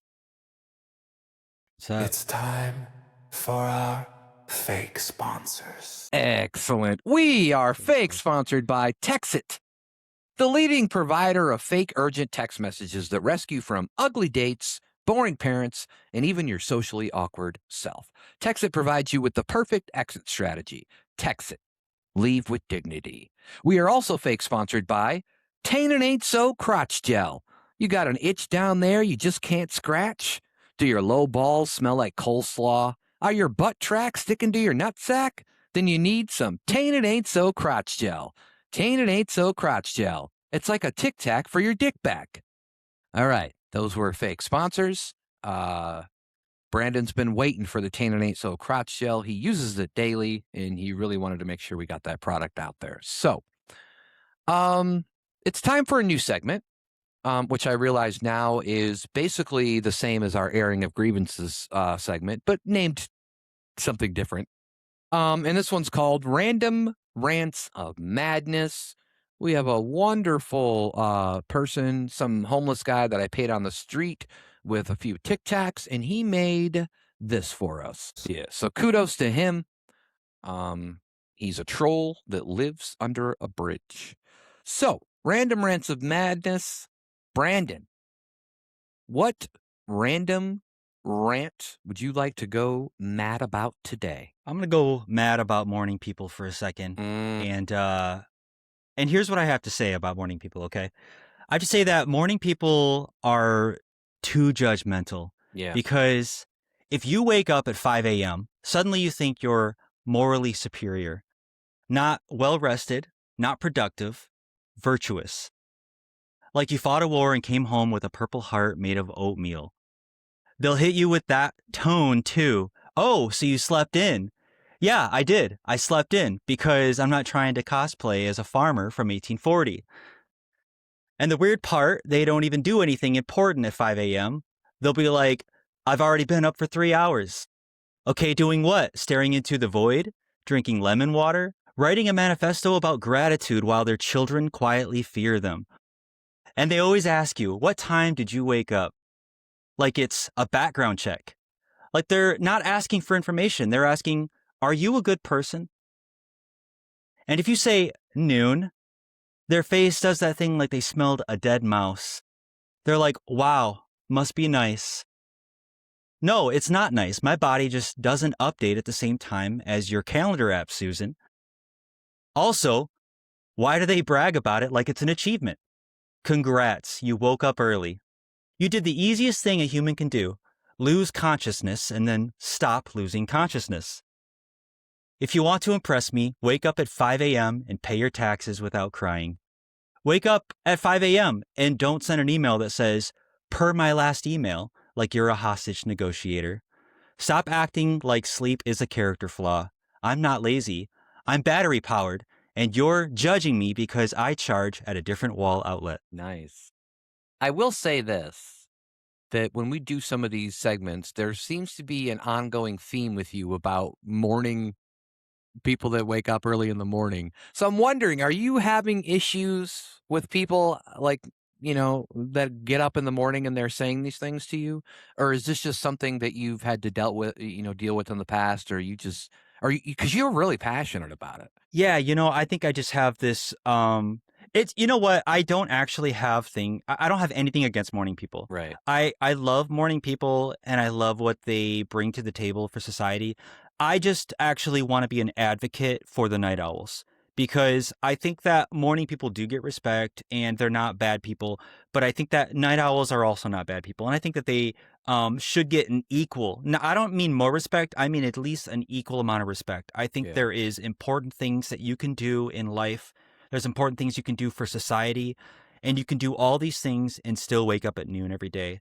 And um, and that's what I honestly believe about it. So No, I like that. Like, basically, yeah, to be successful, you don't have to just be a morning person. Like, just because, yeah, you can achieve the same amount of things in the same day, as long as I mean, it doesn't matter. You're still up the same amount of hours. It's just different hours. So, like, why does it matter? But yeah, all right. yeah. Well, here's my rant. What the fuck happened to society? I am so sick of people wasting the police's time. I have a police scanner, and what I hear on there makes me really worried for our species, Brandon. The amount of calls involving drugs or alcohol, the amount of calls dealing with domestic abuse. But one of the worst things I hate is the blatant waste of police officers' time. The amount of suspicious calls is insane. These calls are usually represented as BOLs, or be on lookout, and is often people calling, telling the police that they suspect suspicious activity with other drivers on the road. The things that some of these people consider suspicious is insane to me. Now, putting aside that being suspicious is not a crime, nearly every one of these cases ends up being absolutely nothing. Case in point, around Christmas time, my wonderful co-host here, Brandon, came by to give me some delicious Christmas gifts. And it was nighttime, and my driveway is hard to find at night, and my house is not within the view of the road. So naturally, you pulled into a couple of wrong driveways and had to turn back around. Well, turns out someone called the police on Brandon for this and even had his license plate number, so apparently they had you on camera or something. We heard the suspicious call come in on the scanner as we're both talking right here, right by my table, and they said your name. They had run the plates and they said your name, and you were even like, "Did they just say my name?" And I said, "Yeah." And this was all because Brandon turned around in a driveway. This kind of thing is ridiculous. And I heard another call just a couple of days ago where the person literally said, uh, "A guy just turned around in my driveway and then went to the next house over, and I feel like that's suspicious." And I'm like, why are these people like, what has happened to where we have to call on everybody? We don't trust anything from anybody anymore. But this kind of thing is a ridiculous and complete waste of time. People always complain about where their tax money is going. And I've never heard anyone address this issue before. I've never heard anyone say, wow, people are sure wasting the police's time, because they are. And in today's political world, where people seem to be getting more and more scared, and this may be a result from, that, but come on, people, we got to do better. If people just cut back on the stupidity, just maybe our tax dollars will go a little bit further, and the police can spend their times actually going to the places they need to be. It's bad enough that I also hear that anytime there's an alarm tripped at a bank or anything, a policeman has to go check that out. 99% of the time, it's a false alarm. And it's just crazy how much shit that these guys have to go check out that's nothing. And it takes away from their time, I think. And it's just ridiculous. And that's my rant. And there it is. Yeah. You know, what I'm getting from that is maybe don't buy a police scanner. That is true. There's, you hear a Yeah. lot of shit on there. I want to be Yeah. ready though. I don't know what's going to happen if the world's ending, but it'd be interesting. At least I can be like, oh, if I'm like the guy who's sitting on a rock in like 10 years and like the whole world, like everything's like just burned down around us and it's me and you can be like, so I'm really interested in what the police scanner said when the world was ending. And that'll be a nice conversation, right? Because we're not going to want to talk about the weather then. We're going to be like, oh, it's still radiated, you know? So, but yeah, Yeah. it does bug me how much But the time that police, that they waste the police what time. does somebody have to do? Say you're on your property, you're looking out your window. What do you have to see a car do before you would call the cops on them? Car? I'm gonna assume Probably that turning nothing. around, I mean, unless they driving like through your run over, like, okay, let's say, okay, if they're driving on my yard, yeah. If they're not on the driveway, but they're driving in my yard, yeah. If they hit something, if they're yelling, even if they're yelling something, I'd still want to find out what they're yelling about. If they have a weapon and they're pointing it, I mean, I would feel like it'd be common sense things of why you would call them. But like we said, we're getting to the point where if you turn around on a driveway because you're in the wrong fucking driveway, everybody freaks the fuck out. And it never used to be Yeah. like that. You and I know that. In the 90s, it was not like that. We talked about it before where people, if somebody came over in like the 90s, they'd probably just like walk into your house or they'd knock and you'd be like, yeah, come in. Now, like even, and I'll say it even for myself, like if somebody comes in that I didn't know was coming over, I'd be like, who the fuck is that? You freak out. You're like, holy shit. But society is what's doing it. So it's just crazy to me. Like, what would they have to do Yeah. in your driveway for you to be like, Well, I think it's the same sort of things. I had this idea in my head where I was going to say if they like pulled in and just sat there for a long time. But, my first instinct when somebody pulls into my driveway and they're just stopped there hide the is to put drugs? on my shoes. Yeah. No, it's to put on my shoes and go outside and see who they are Right. and what's going on. Yeah. So With I your would just shotgun? yeah, that's right. Yeah, with my silence shotgun Yeah, because everybody should have a silencer. Yeah, Uh, on a shotgun? Yeah, that's okay. right. Yeah, Yeah. pump action. Yeah, and that haircut from No Country for Old Men, Oh, preferably. yeah, and so you bring a coin out too, and you're like, "We're gonna flip the coin." Yeah, and it's not just a coin, which is important, Yeah, which it is ultimately at the but end of the day. yeah. So I'd go out and see why they're there. I'd talk to them. And people don't, maybe that falls into the common courtesy category that we talked about earlier, where it's like, if somebody is in your if somebody pulls around your driveway, they're just turning around. It's like who would think otherwise? Like you pull into a driveway, you turn around. What else are you going to be doing that's malicious if you just turned around in someone's driveway? Right. That's not even enough time I to should stake add out. really quick that both you and I have probably longer than normal driveways. Although yours is kind of short to your place, but you have like another part of the driveway. It's kind of hard to explain to people. But so it would probably be more normal for us because I know that people have come down my driveway thinking it was just like a road. And then they just immediately turn around. They're like, oh, okay, that's not what it is. Um, so I don't know. I don't have the short driveway brain. So maybe it's different with them. I'm not sure. But I don't know. Yeah, that's true. I did when I was staying at that place where I told you, about the cat lady that the cat was eating her face. That I did have somebody come into my driveway at night when I was out smoking a cigarette with my girlfriend, and they were yelling at us because they thought like they clearly were drunk or something, but they thought the car that was in my driveway was their aunt's car, and it was actually I was like, no, it's my car, like I drive it. And they were being kind of rude and stuff. But then they eventually left. No cops were called. It's like you just deal with it. I was like, get the fuck out of here is what I said. And it's like it's that kind of thing. Like if you get to the point where you're like you have to tell them to leave and then they don't leave, then yeah, that's a total different situation. But, you know, people I think what it is you know what I call these people that call in somebody who just like randomly has to they're fucking scared. They're scared of everything. And I blame the news or society or whatever it is, and they're like all freaked out. They're like, you know. So it is kind of ridiculous. Yeah. I agree with that. Yeah. They are scared. All right. Well, that was Random Rants of Madness. I hope you guys liked it. Let's get back into talking about some social situations. And this is a good one because this kind of fits what I was just talking about a little bit. Asking for directions. Now, this is different than asking for an erection. I just found that out when I researched for this podcast. But I will say this. I've never really had to ask for directions on a trip before, and I took more trips when I was younger when you actually needed like a map. Like nowadays, I don't even know, do people really need, unless you're in a real obscure area and maybe Google Maps or something isn't picking it up or whatever you're using. But nowadays, do you really need to even ask for directions? I mean, everything's pretty much there for you with technology. So, but was there a time where you ever did? And did that cause any anxiety? And maybe you had to go to a gas station, ask the gas station clerk. Because in scary movies, those are the people that go and ask the gas station clerk, and then they send them in a wrong way, and then they get eaten by cannibals.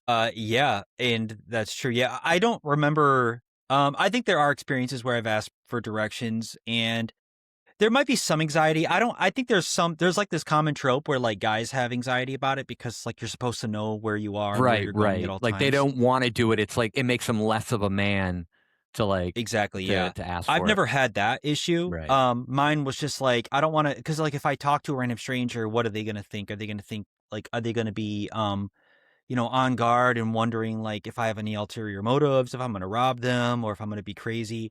And so I'm always imagining Where do you these ask kind of directions situations. for? Like there are people that are like, are you like, oh, because you're going in there and you'd be like, can I get directions to your house? And they're like, wait a minute. Why are you going to Yeah, I'm my thinking of house? like Shanghai, Tallahassee, Mumbai, just Are typical those kind all of places. cities in Florida? Um, All right. yeah, sure. Okay. They're rides at the Universal Studios actually. Oh, okay. Excellent. Excellent. Which brings me to another point. This is where I do still have the experience of asking for directions. Is within something, within a large store, I got within a you. mall, Yeah.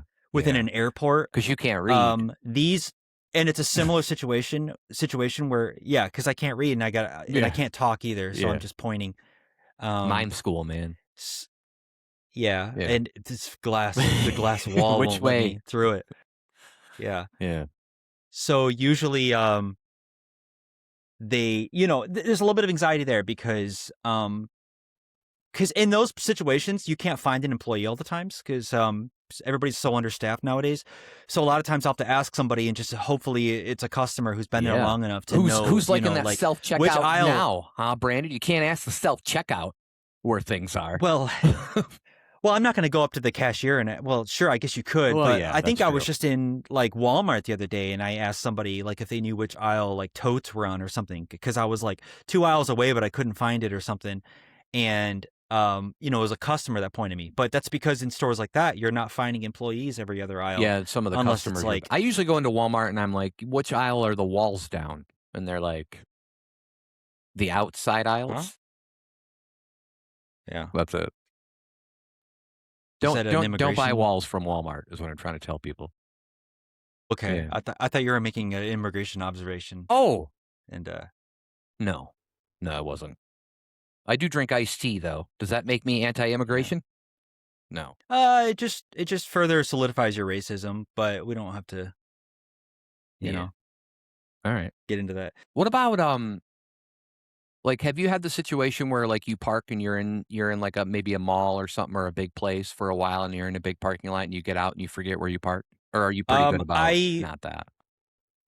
Or maybe I'm like a pretty parking good at that. garage or something? Like something that No, I could be one of those people that would be a victim of that situation, but I'm pretty good at it, and not because I'm naturally good at it, but because I it's one of those things, it's like a checklist item. Like when I park my car, I look up and I make like a mental snapshot of like, okay, I'm exiting out the right door and my car is going to be on the aisle in front of me to the right.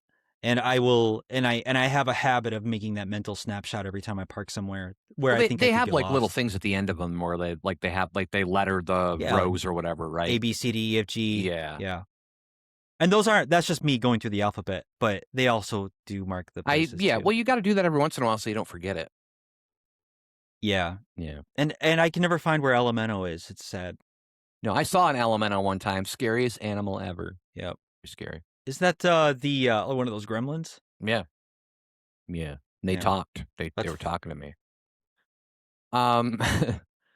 So you've never really had to worry about any like asking for like directions on the road or going like to a far place. Of course, a lot of the places you went to, it's not like you drove across country, did you? Or maybe you did. I don't know. I just assumed you took a plane, but maybe you did.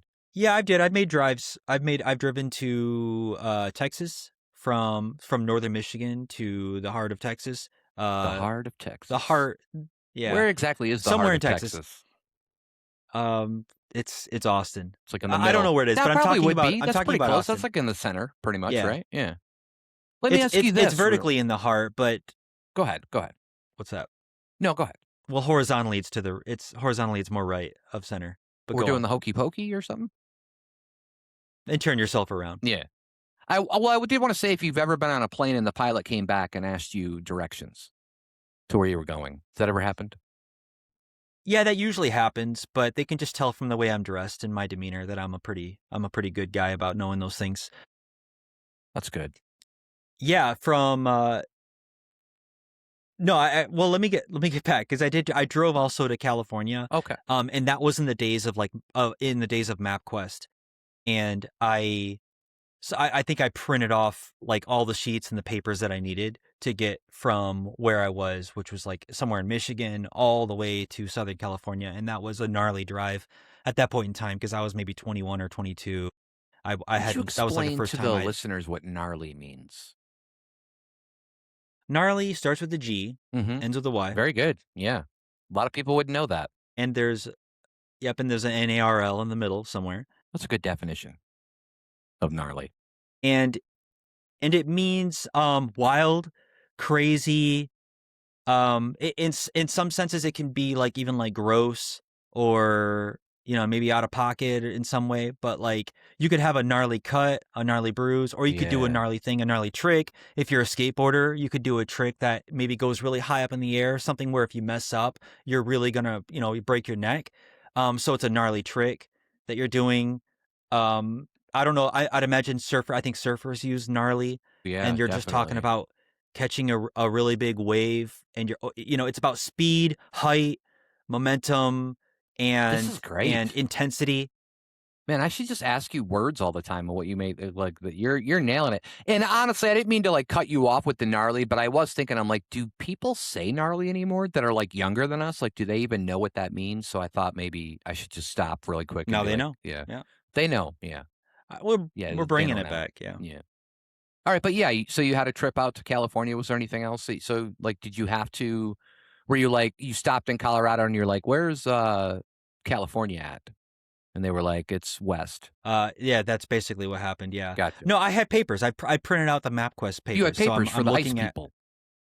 Oh, I'm sorry. We're not talking about ice anymore. Yeah, my bad. Yeah. So because I was white, I was able to make it. I didn't get stopped. Yeah, because when you're white, I don't know if people of color realize this, but when you're white, you can drive as fast as you want on the road. Yeah, that's right.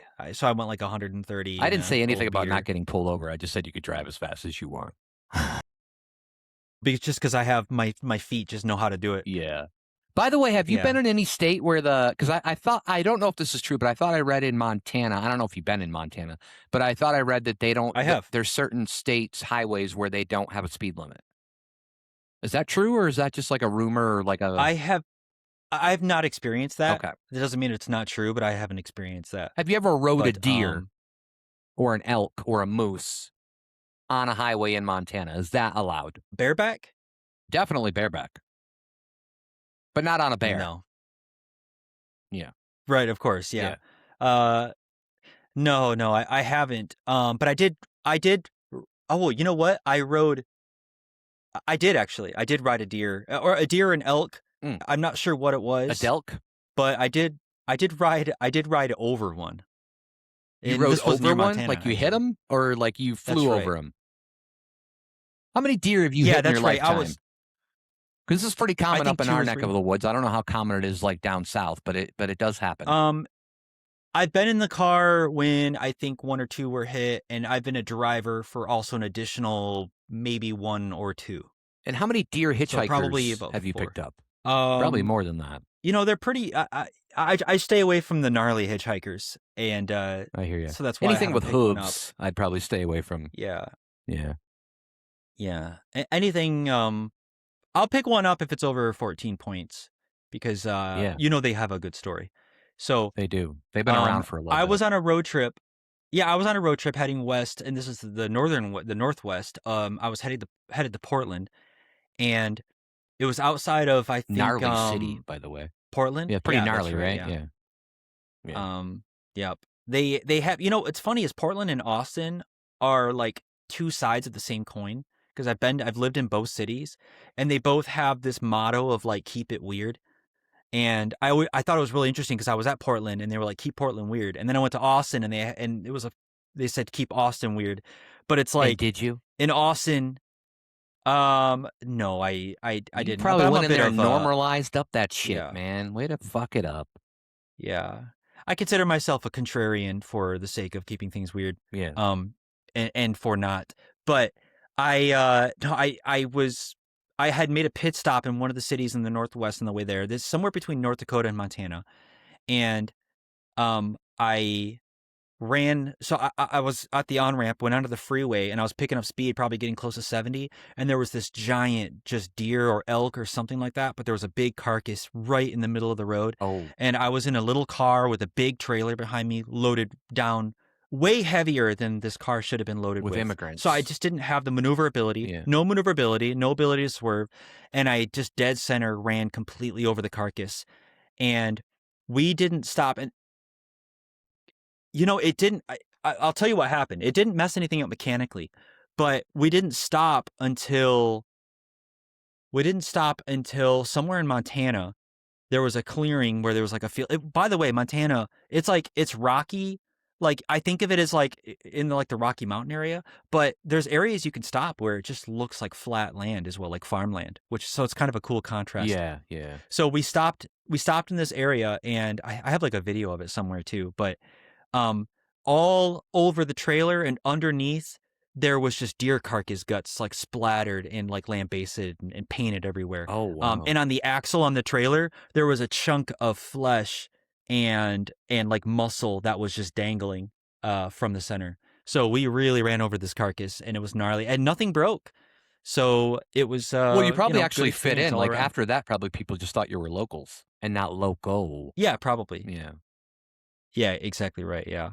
And I had to fix the tarp covering all our crap because it was ripping how I had tied it off. So Yeah, interesting that was a note. fun experience. Tarp spelled backwards is Pratt. Yeah, one of the good Chris's. Yeah, good guy. All right, let's talk a little bit about public restrooms, because I feel like there's an etiquette for public restrooms. Now, we're going to only talk to you about the etiquette in male public restrooms because we don't go into female public restrooms. We're not allowed to anymore. We got a paper saying that. But I do want to say that, like, it is weird to me when you are in a public restroom and there's multiple urinals. And I obviously, if I go in and there's somebody who's using a urinal, I am not going to, if there's more than obviously just one more, I'm not going to go to the one next to them. Like, but I've had that situation where I'll be in a urinal and then like some guy comes in and he's just like going to the closest one to me. And I'm just like, what's going on? And I always kind of just stare at the wall. Sometimes there's art. Sometimes they have art there. Sometimes they have, what do they call? They call them like the little, they have pucks or something in that urinal. And they also have things where they have like targets to make it more fun, I guess. Yeah. But yeah, I think it's just common courtesy not to like go right, if there are more available, not to go to the urinal right next, or even like if you're using a toilet the same way. But how do you feel about the etiquette of public restrooms, and do you have any anxiety? Yeah, you don't. There's a little bit of anxiety. You Only after you never eat rub Indian elbows if you food. have a choice. Yeah.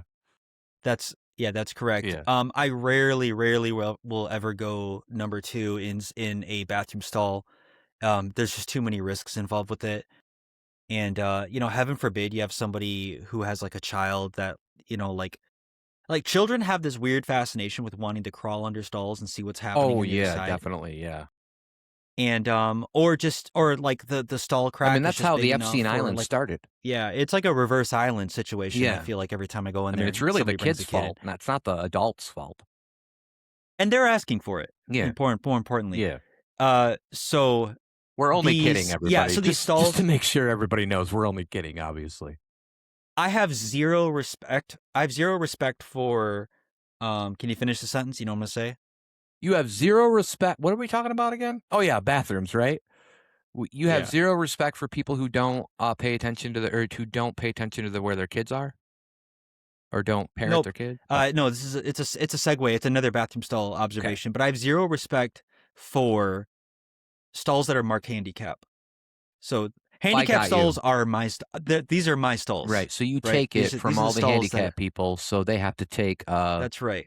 a bad stall. And you know what? Not once. I don't even think handicapped people are using these stalls. I don't think one time in my life have I seen somebody use a handicap stall. Yeah.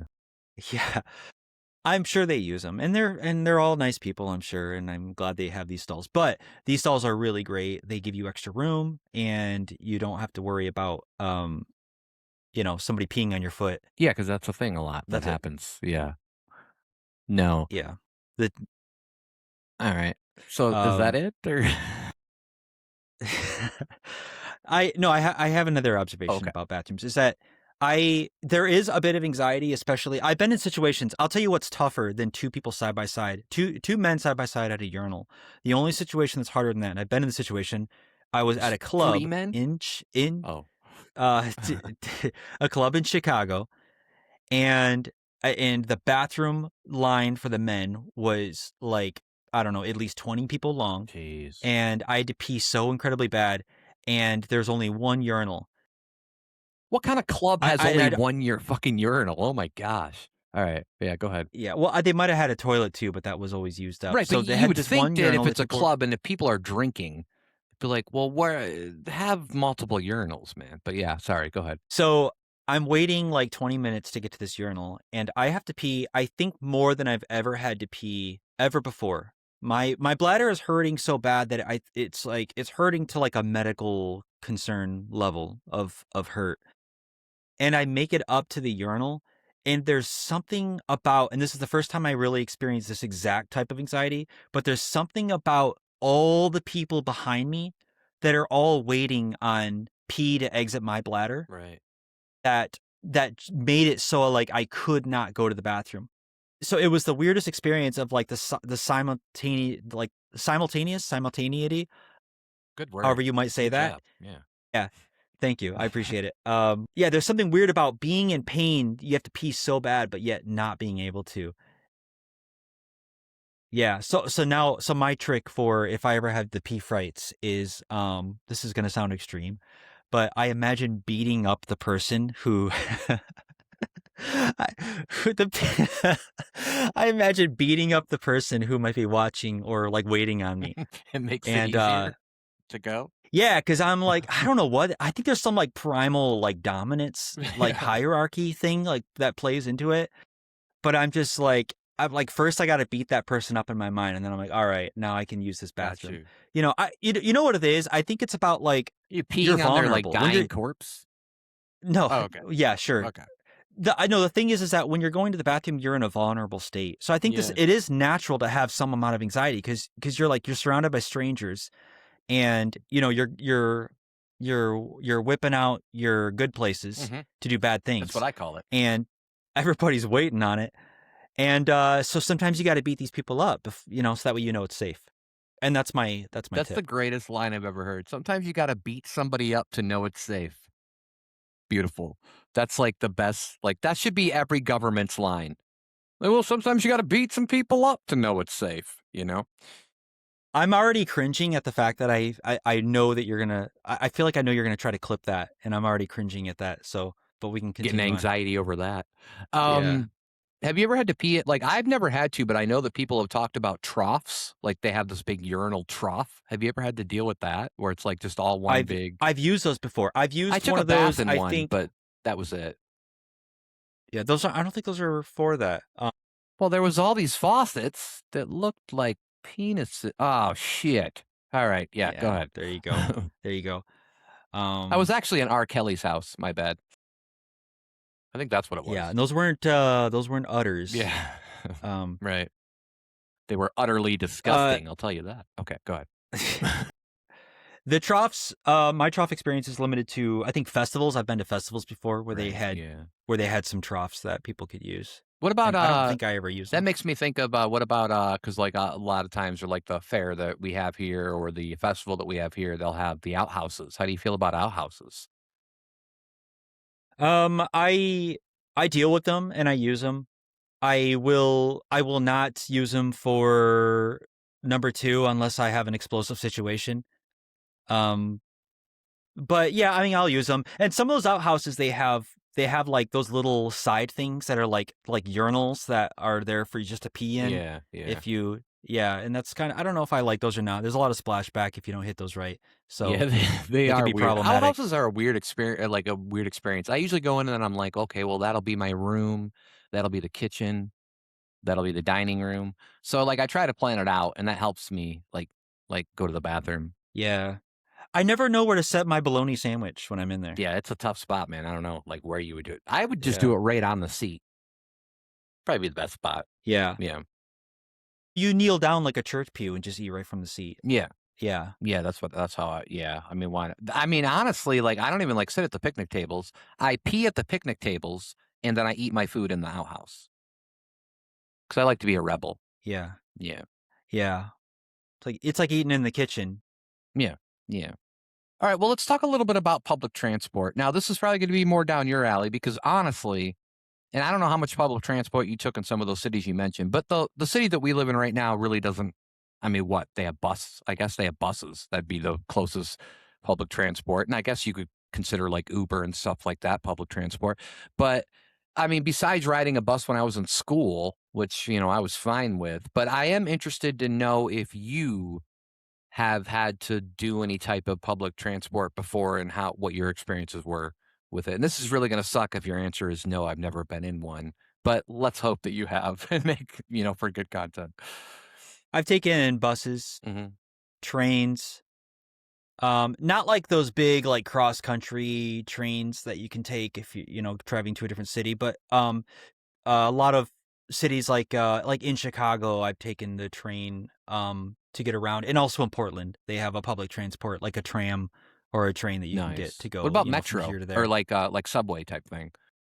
Not the food restaurant, but you know what I mean. Yeah, yeah, that's what. Well, the thing about the metro is that it's a mixture. It's I just consider that train Oh, I got you. because I I got mean, because like the it metro, basically is especially in right. It's like a train underground, basically. that's right. Well, in the cities that I've been to, it's above ground and underground both. So there's sections of it that will be below and sections that'll be above, and so you can't, it's not strictly one or the other. It's a big box on metal tracks. Do you have any anxiety over that? I mean, obviously, I think that a lot of people like they equate New York with the subway, right? And there is a lot of like times where like maybe movies or shows will depict it as like people will get on there, or I've seen some pretty crazy videos too, like realistic videos. Yeah. And it's just like people are they're like it's really tight and they're snugged in there, or I don't know what would be scarier if like you were on in the middle of the day at the busiest, or if you were on at night and there was like one dude that was like sitting like a way down and you're like, oh God, what's this No, the situation? night with the one dude is worse I would think because so, yeah. during the day, yeah, during the More day, people to see there's two things, yeah. people are trying to they're trying to be useful to society. Also, there's less targets. So like, because I think you roughly have the same amount of malicious people on each train, night and day. Right. But I think that in the daytime they have way too many targets to choose from, so you have a lesser chance of being chosen as well. So it's like there's a disbursement of victimality. It's like Right, right, yeah. you have a less chance of being a victim there. And how many times were you a victim? On the train, Yeah. 0?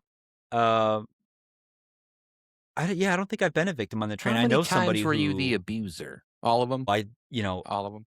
I don't have enough fingers. Gotcha. Let's just Was say that how that. you abused them? You're like, Yeah, I don't have yeah. enough fingers for what I really want to do. If only I had 11. Yeah, That was the that'd be a number. good That amount. was the number I It'd be good to yeah. have an odd number, like maybe a half, like a little stubby on each hand, like a 5.5 on each hand. Might be cool. Yeah. I did want to ask you though, how many times have you flown in a plane? Well, just give me a moment. I flew one. Usually there's layovers, so I can count 2 planes per distance traveled. Um, 1, 2 that Texas and back, I did not take a plane. I think Portland I took 2. 1, 2, 3, 4. I'm gonna say maybe 6 times I've flown on a plane. And how many times did you? I'm not going to say the real word here because it might be a bad word for YouTube or for other content things. They might like try to demonetize us like we're getting paid anyways. But how many times have you been the jack high of the plane? You've been the jack higher? You know what I'm saying? Have you been the jack higher of the plane I've been the Brandon with your hire, bong? if you know what I mean. You got a bong on a Oh, plane, no. like a Harold and Kumar No, it's not situation like where you got a bong on a plane and everybody thinks that you're saying a different word. Any of that kind of let's situation? just say there was a snake on that plane. Let's just say. Oh, I'll tell you what, man. If there were ever any snakes on a plane, I would take those motherfucking snakes and I would fucking get those motherfucking off that fucking plane. I would throw them off the plane, which I feel like would be an issue for the people on the ground. Do you think if you threw a snake off the plane, wouldn't it just be like, do you think it would just die when it hit the ground? Do you think it would go splat and die? I think it depends. It depends on the size of the snake. I Right. think that a small enough snake would survive because there's a sense of like there's a like physics has a sense of like ratios and also wind resistance that affects things differently of different mass and different size. And so if you're small enough, you never reach a terminal velocity that can actually kill you. Like if you drop an ant, he doesn't die from the fall Right. because But like an you'll just never. anaconda. There you go. Right. And we are promoting today the new Anaconda movie with Jack Black and who else is in it? Oh, Paul Rudd. Paul Rudd and Jack Black in the new Anaconda That's movie. right. Yeah. That's right. Yeah. All right, let's move on to school social interactions. I want to tell you a little bit about how I was in school. I found my way more in junior high and high school, and I was kind of like the class clown kind of thing, fitting in, trying to fit in that way. I was in all kinds of different friendship groups. I wasn't like this person. I wasn't a jock, obviously. I wasn't like I don't know what they call them back then, maybe nerd or whatever. I was kind of just fit in with everybody and kind of was trying to be cool with every group. Um, but I definitely have I feel like I had more confidence in high school than I do now with certain situations. But that's how I kind of fit in. I will tell you this because I think I told you this before. I had a ninth grade teacher. Her name was Mrs. Fochman. Hopefully she's still alive and doing great. Lovely teacher, probably one of the best teachers I ever had. And I would be kind of loud and, disrupting the class a little bit. And she was the teacher who took me aside one day and she's like, Matt, you're disrupting the class a lot. And normally this is going to go bad, right? But she'd be like, how about this? How about every Friday, I let you get up in front of the class for 5 minutes and you do your little comedy act? And she would let me do that. And I thought that was so great. Like she was totally opposite and was like, "No, I'm just going to let him embrace this." And I think you remember this. We did a salute to Seinfeld type or we did a Seinfeld episode early on during our podcast. And I do believe I mentioned this, but I wrote up a little Seinfeld skit because this was the same year that Seinfeld ended. It was 1998 and she allowed me to get me and 3 other friends to do a salute to Seinfeld skit, and they actually invited another class in to watch it, and they had it on video. Somebody filmed it. I've never seen the video. I don't know if it still exists today because that'd be literally 28 years ago, which is crazy to even think about with time. But yeah, so I just wanted to throw out Mrs. Fochman. Her name was Jane Fochman, great teacher. If she's still out there, I love it. She even signed my yearbook that year, and she said, "I can't wait to see you on Saturday Night Live." I was never on Saturday Night Live. I'm sorry to disappoint you, Mrs. Fochman, but I'm doing a podcast, so hopefully that was good enough for her. But she was a great teacher. But tell me a little bit about any type of the social situation of dealing with school. I know that you really didn't deal too much with high school, I don't think. from what you were talking about in the Yeah, past. But and my experience was not like yours. Um, I I'll talk about the similarities a little bit where I did have sort of a friend group where um it was a mixture of a little bit of everything, a little bit of people that are smart and a little bit of people that are into the the sports. Scally Grays, And were they then there? that's right, a little bit of the scally grays, that's right. Mm-hmm. The scally grays, scallywags, Yeah. scallywags. Ooh, Scallywags. The people that were funny cracking jokes. Yeah. Of course I would crack my own jokes, but I wasn't like in school I wasn't like anything like a class clown or anything like that. Um and then there was also like the slackers, and I think that's probably the part of the group that I represented was the slackers. And um, I think the only reason why I was part of the group was because I was like, actually, you know what? Who knows why I was part of the group? But I was a part of it, It feels like a group and that wouldn't really care if you were a part of it. Like, oh, we're just yeah, I slacking off. I suppose don't really so. care. No, we had a lot of like extra. We had merging extracurricular interests, things like like the music we listened to, Yeah. skateboarding, the types of conversations we would have, the things we would talk about, maybe a little bit of dress style. So things like that. Sort of, there was some similarities there that we could share. So I think that's what kind of brought us together.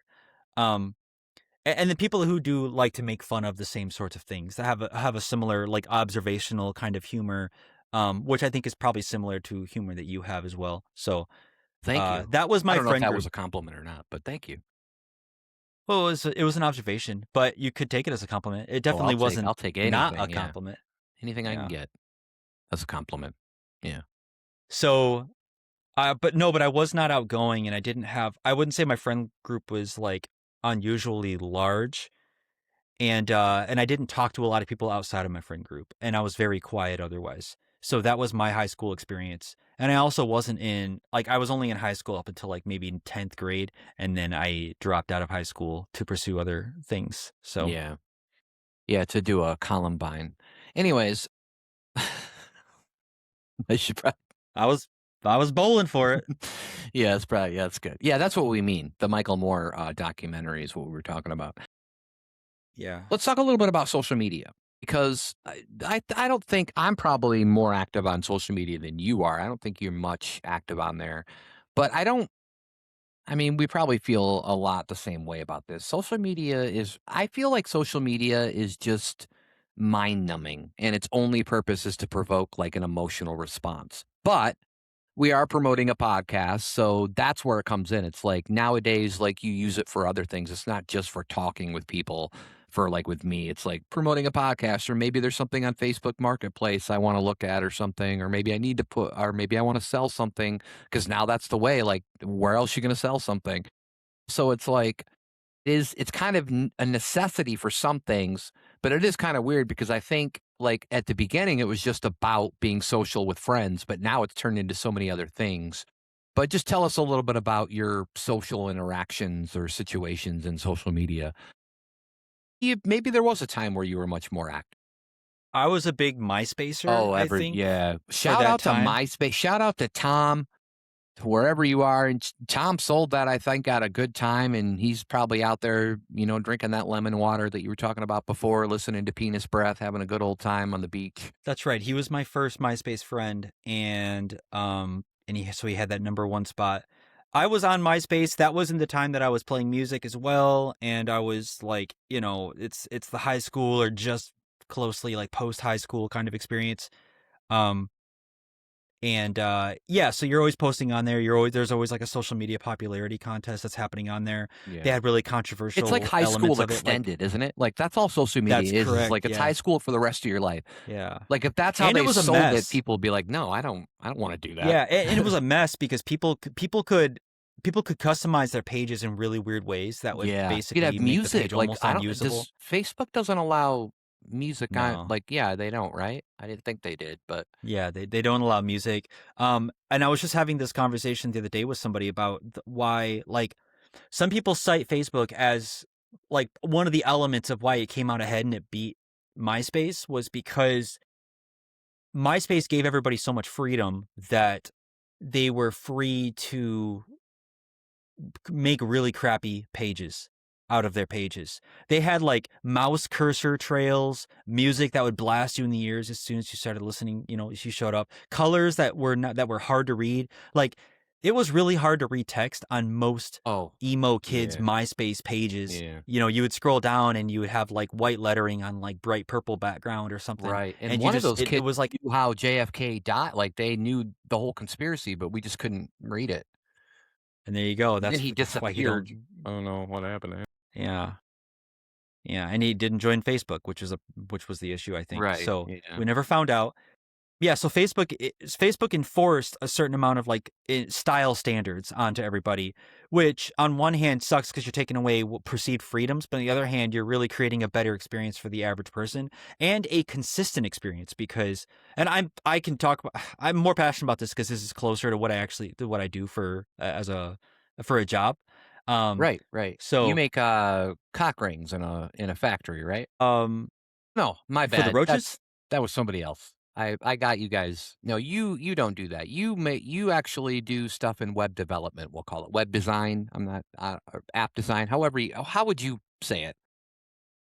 Yeah, Web divine. divine design of the web, Right. of of Charlotte's the Web. web kind. Yeah. Right. So I make stuff there, web pages and web experiences and things called web apps, which are basically just web pages that are really interactive. Right. In app Like if form. you're using like if you're using Google like Maps, that would be closer to what you'd call a web app rather than just a website because there's a lot of interactivity and technology. You have a map there and, so other things that are going on. So there's a lot of like programming that goes into it that your typical web page might not have. Like if you just have a page that's just like, hey, here's my art, like check me out. That's a web page. But and anywhere you have to like sign into you with the username and password. So now I'm getting deep into the weeds here. But yeah, so these are the kind of things that I do at my job. So Facebook just enforced these like web design standards on everybody, which I think actually made it a better experience, even though yeah, it takes away that is interesting. freedom. I didn't think about it like that, and obviously you would know more about that. Yeah, that is interesting. But I still did like there was something about MySpace that was special. Now I There. do say that if like we were still on MySpace, we might not feel that way. Like all these years later, we might be like, oh God, is there something new? Because now I do feel like there's like a Facebook effect where people are like, oh God. But now there's so many different social media things out there that you can join. It's bad enough to promote this podcast. It's like, how many fucking places do I got to join just to promote this shit? Yeah. And Facebook, Instagram, TikTok, Right. YouTube. And Everywhere I else I'm mean, not I thinking of. think that what I would want to do if I were to design like websites or apps or things, I would want to be the guy who has to figure out all the thumbnails for Pornhub. I feel like that'd be a good job. Not always, but sometimes.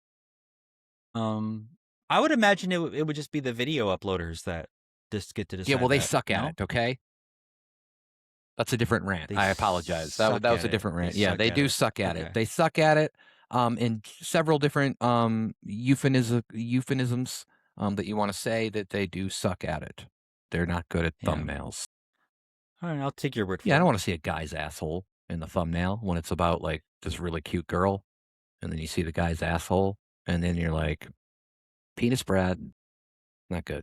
Yeah. Yeah. And that was the scratch and sniff on the back. Yeah, of the I album. figured. That's probably what turned me off to it because of those thumbnails.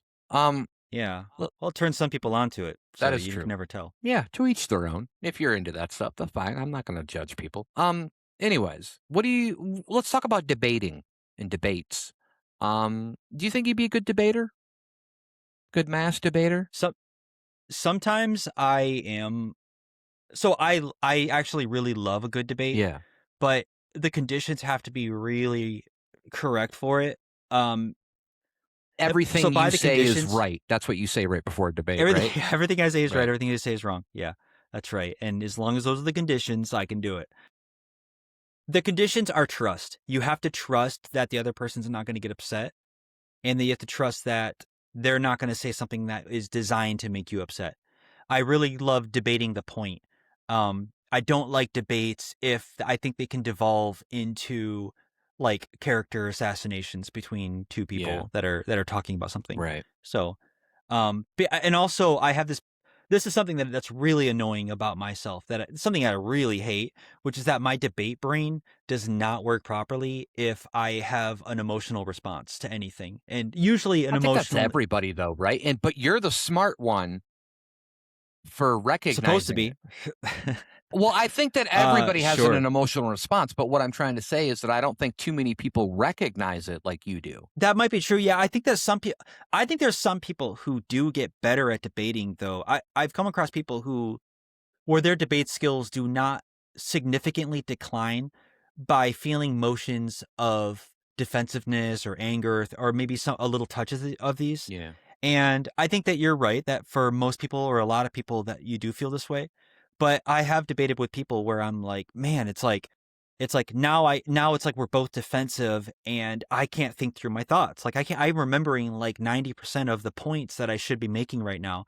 And instead I go into like damage control mode where I'm just like, and this is where I talk a lot about being overly agreeable with other people. Yeah. If I sense myself getting into this territory, then I often will backtrack to a point where I say, you know what, maybe I'm wrong, maybe I'm not. Let's just agree to disagree because, and let's move on from this, because then I start getting into territory that feels uncomfortable for me. But I do, on the surface, I love a good debate. Yeah, I mean, I sense that you like debating.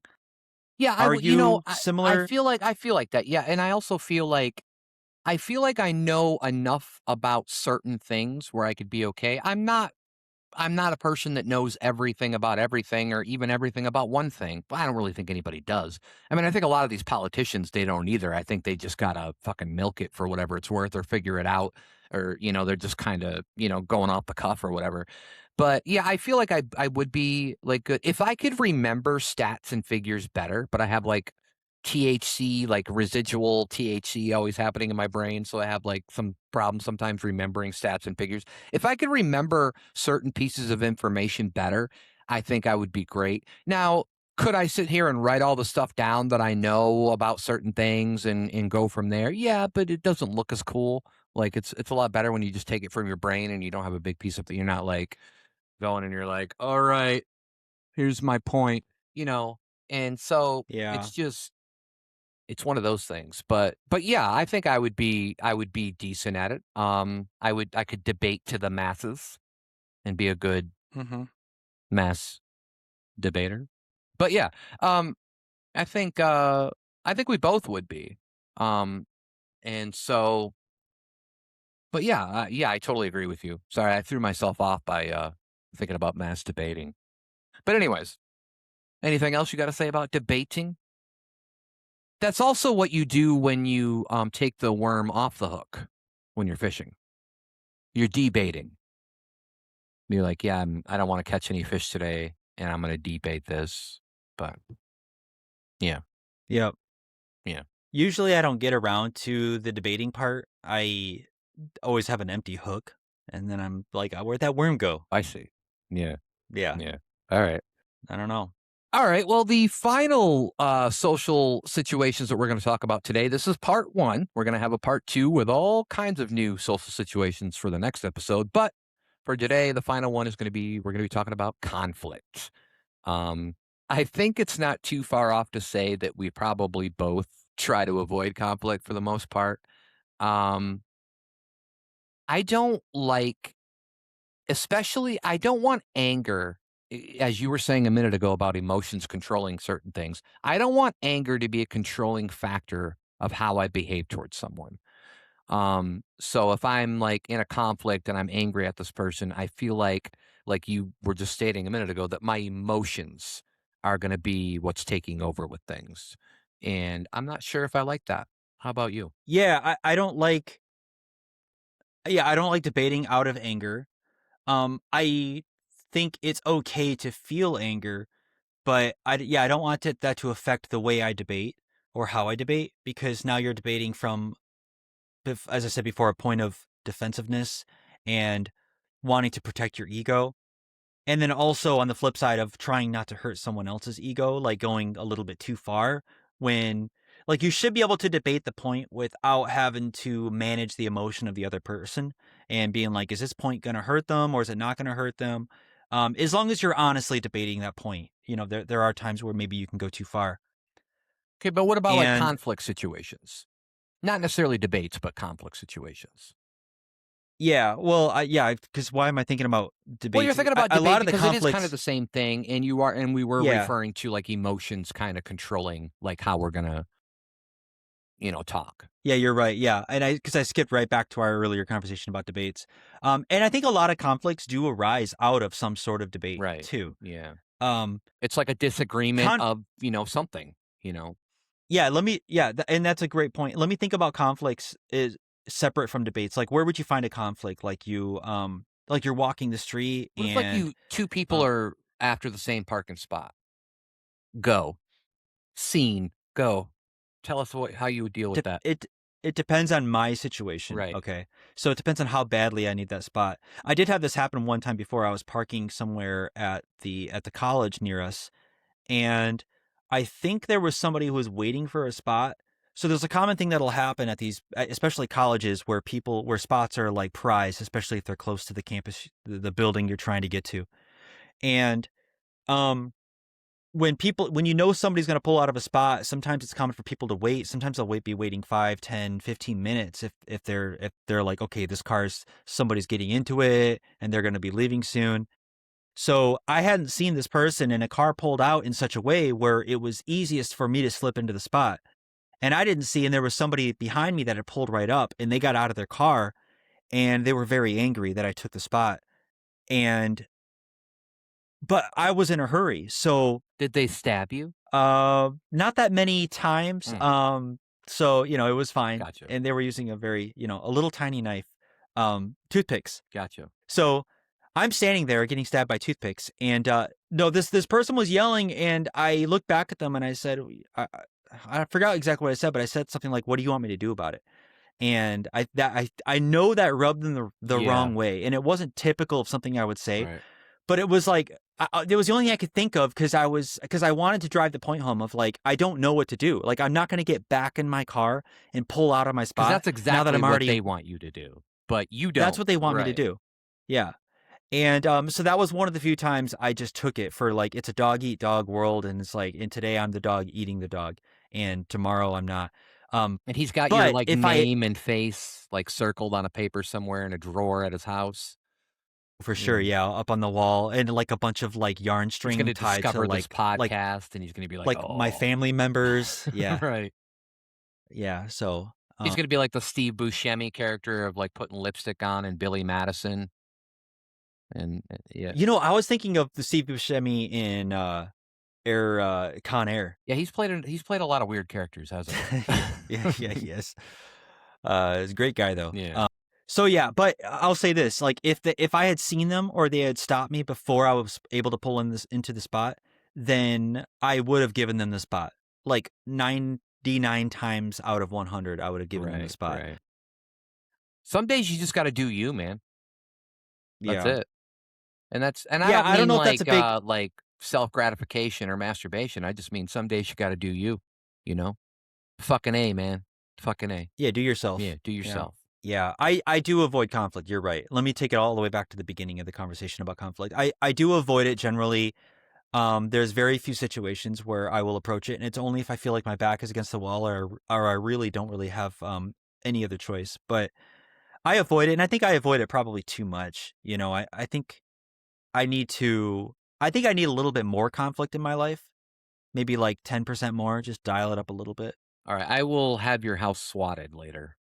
Well, that's not really Okay, that might conflict be though. taking the dial up Yeah, too high. Yeah, that's let's not not really go to 11. Yeah, first of Yeah. all, I don't if anybody ever like that's such a stupid thing. I just want to say how fucking stupid it is to have somebody's house. I know a lot of people have had to deal with like swatting and stuff, and that is just so like I don't know what kind of level of maturity you have to be in to actually do that, and I just think that's awful.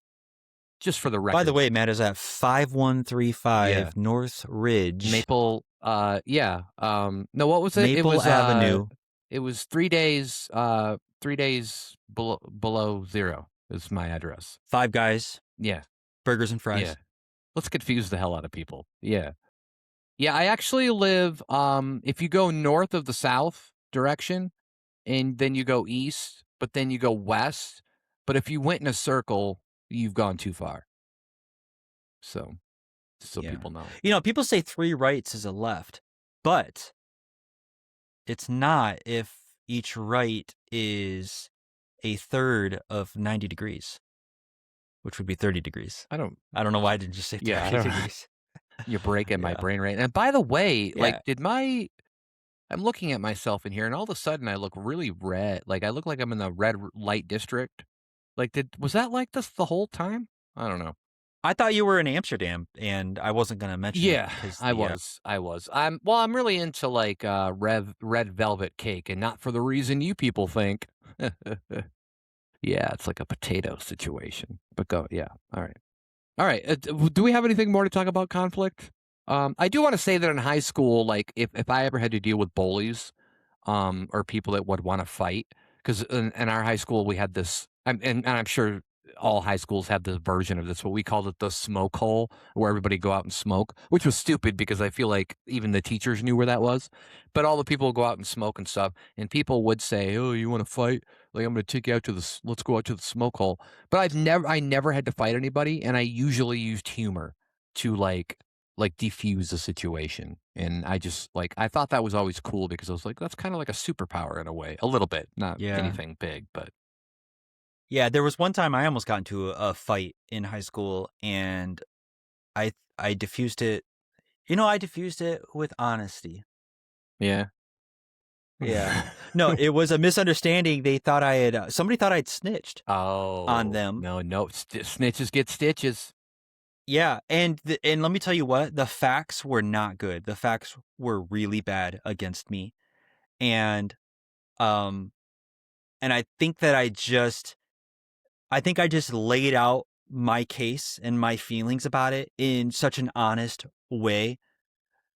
I'm not, it sounds like I started bawling is what it sounds like. No, I wouldn't But think of that. that's not what Right. happened. I laid him out. They believed me. No, I just was like, I was just so earnest about being like, I did not do this. I promise you. Like, here's the situation as I see it. Here's what happened. And somebody thought I'd snitched on them for like some stolen stuff that I saw was that movie. It was I'll- Ernest Avoids a Fight. That was a good movie. Ernest avoids a fight. Yeah. Yeah. It was good times. But yeah, I did not get punched. It was I was up against the wall, and there was like 4 or 5 like Yeah, why is that kids always got to surrounding be me. like? Well, okay, Oh, were they man. all trying? It was a gym wall. It was the gymnasium Oh, wall though, so okay. they had that But I padding. feel like They had that there's little always padding. a bad ratio. Like they always it's always like a group of a few people, and then they get you like when you're alone, and they're like, "Hey, we're gonna beat you up," and I it's like, know. "Oh wow, of course you could beat me up when it's 5-1, you assholes." Like what the Yeah, hell? and I swear there was one kid who was doing this motion when he was. Yeah, that's the You know what greatest I mean? motion. Well, maybe he just Everybody's wanted gotta to have that. he's probably he probably plays baseball and he wants to make sure his mitt's gonna fit later. Maybe that Yeah, was he's it. probably saying knuckle sandwich, hungry, bologna sandwich, bologna, Right. meat, sliced meat, deli, Yeah. maybe supermarket. That's probably where he go to the works store, now. butcher. Is at a deli. Yeah, dad's a butcher. Yeah. Yeah. Kind of thing. Yeah, well, I mean, you could have went to a trial too, and that would have sucked. Because you probably would have got like a hung jury, which would have made the girls proud, but not you. So Yeah, yeah, but they would have been dead. yeah, that's true. All right. Well, I think this is a good episode. Besides me, I don't know. Look like I got like some kind of apple orange filter on my camera. I don't know what's going on. But anyways, besides that, I thought this was great. We're going to have a part 2 next week, and I think that's going to be great. We're going to talk about more crazy socially awkward situations.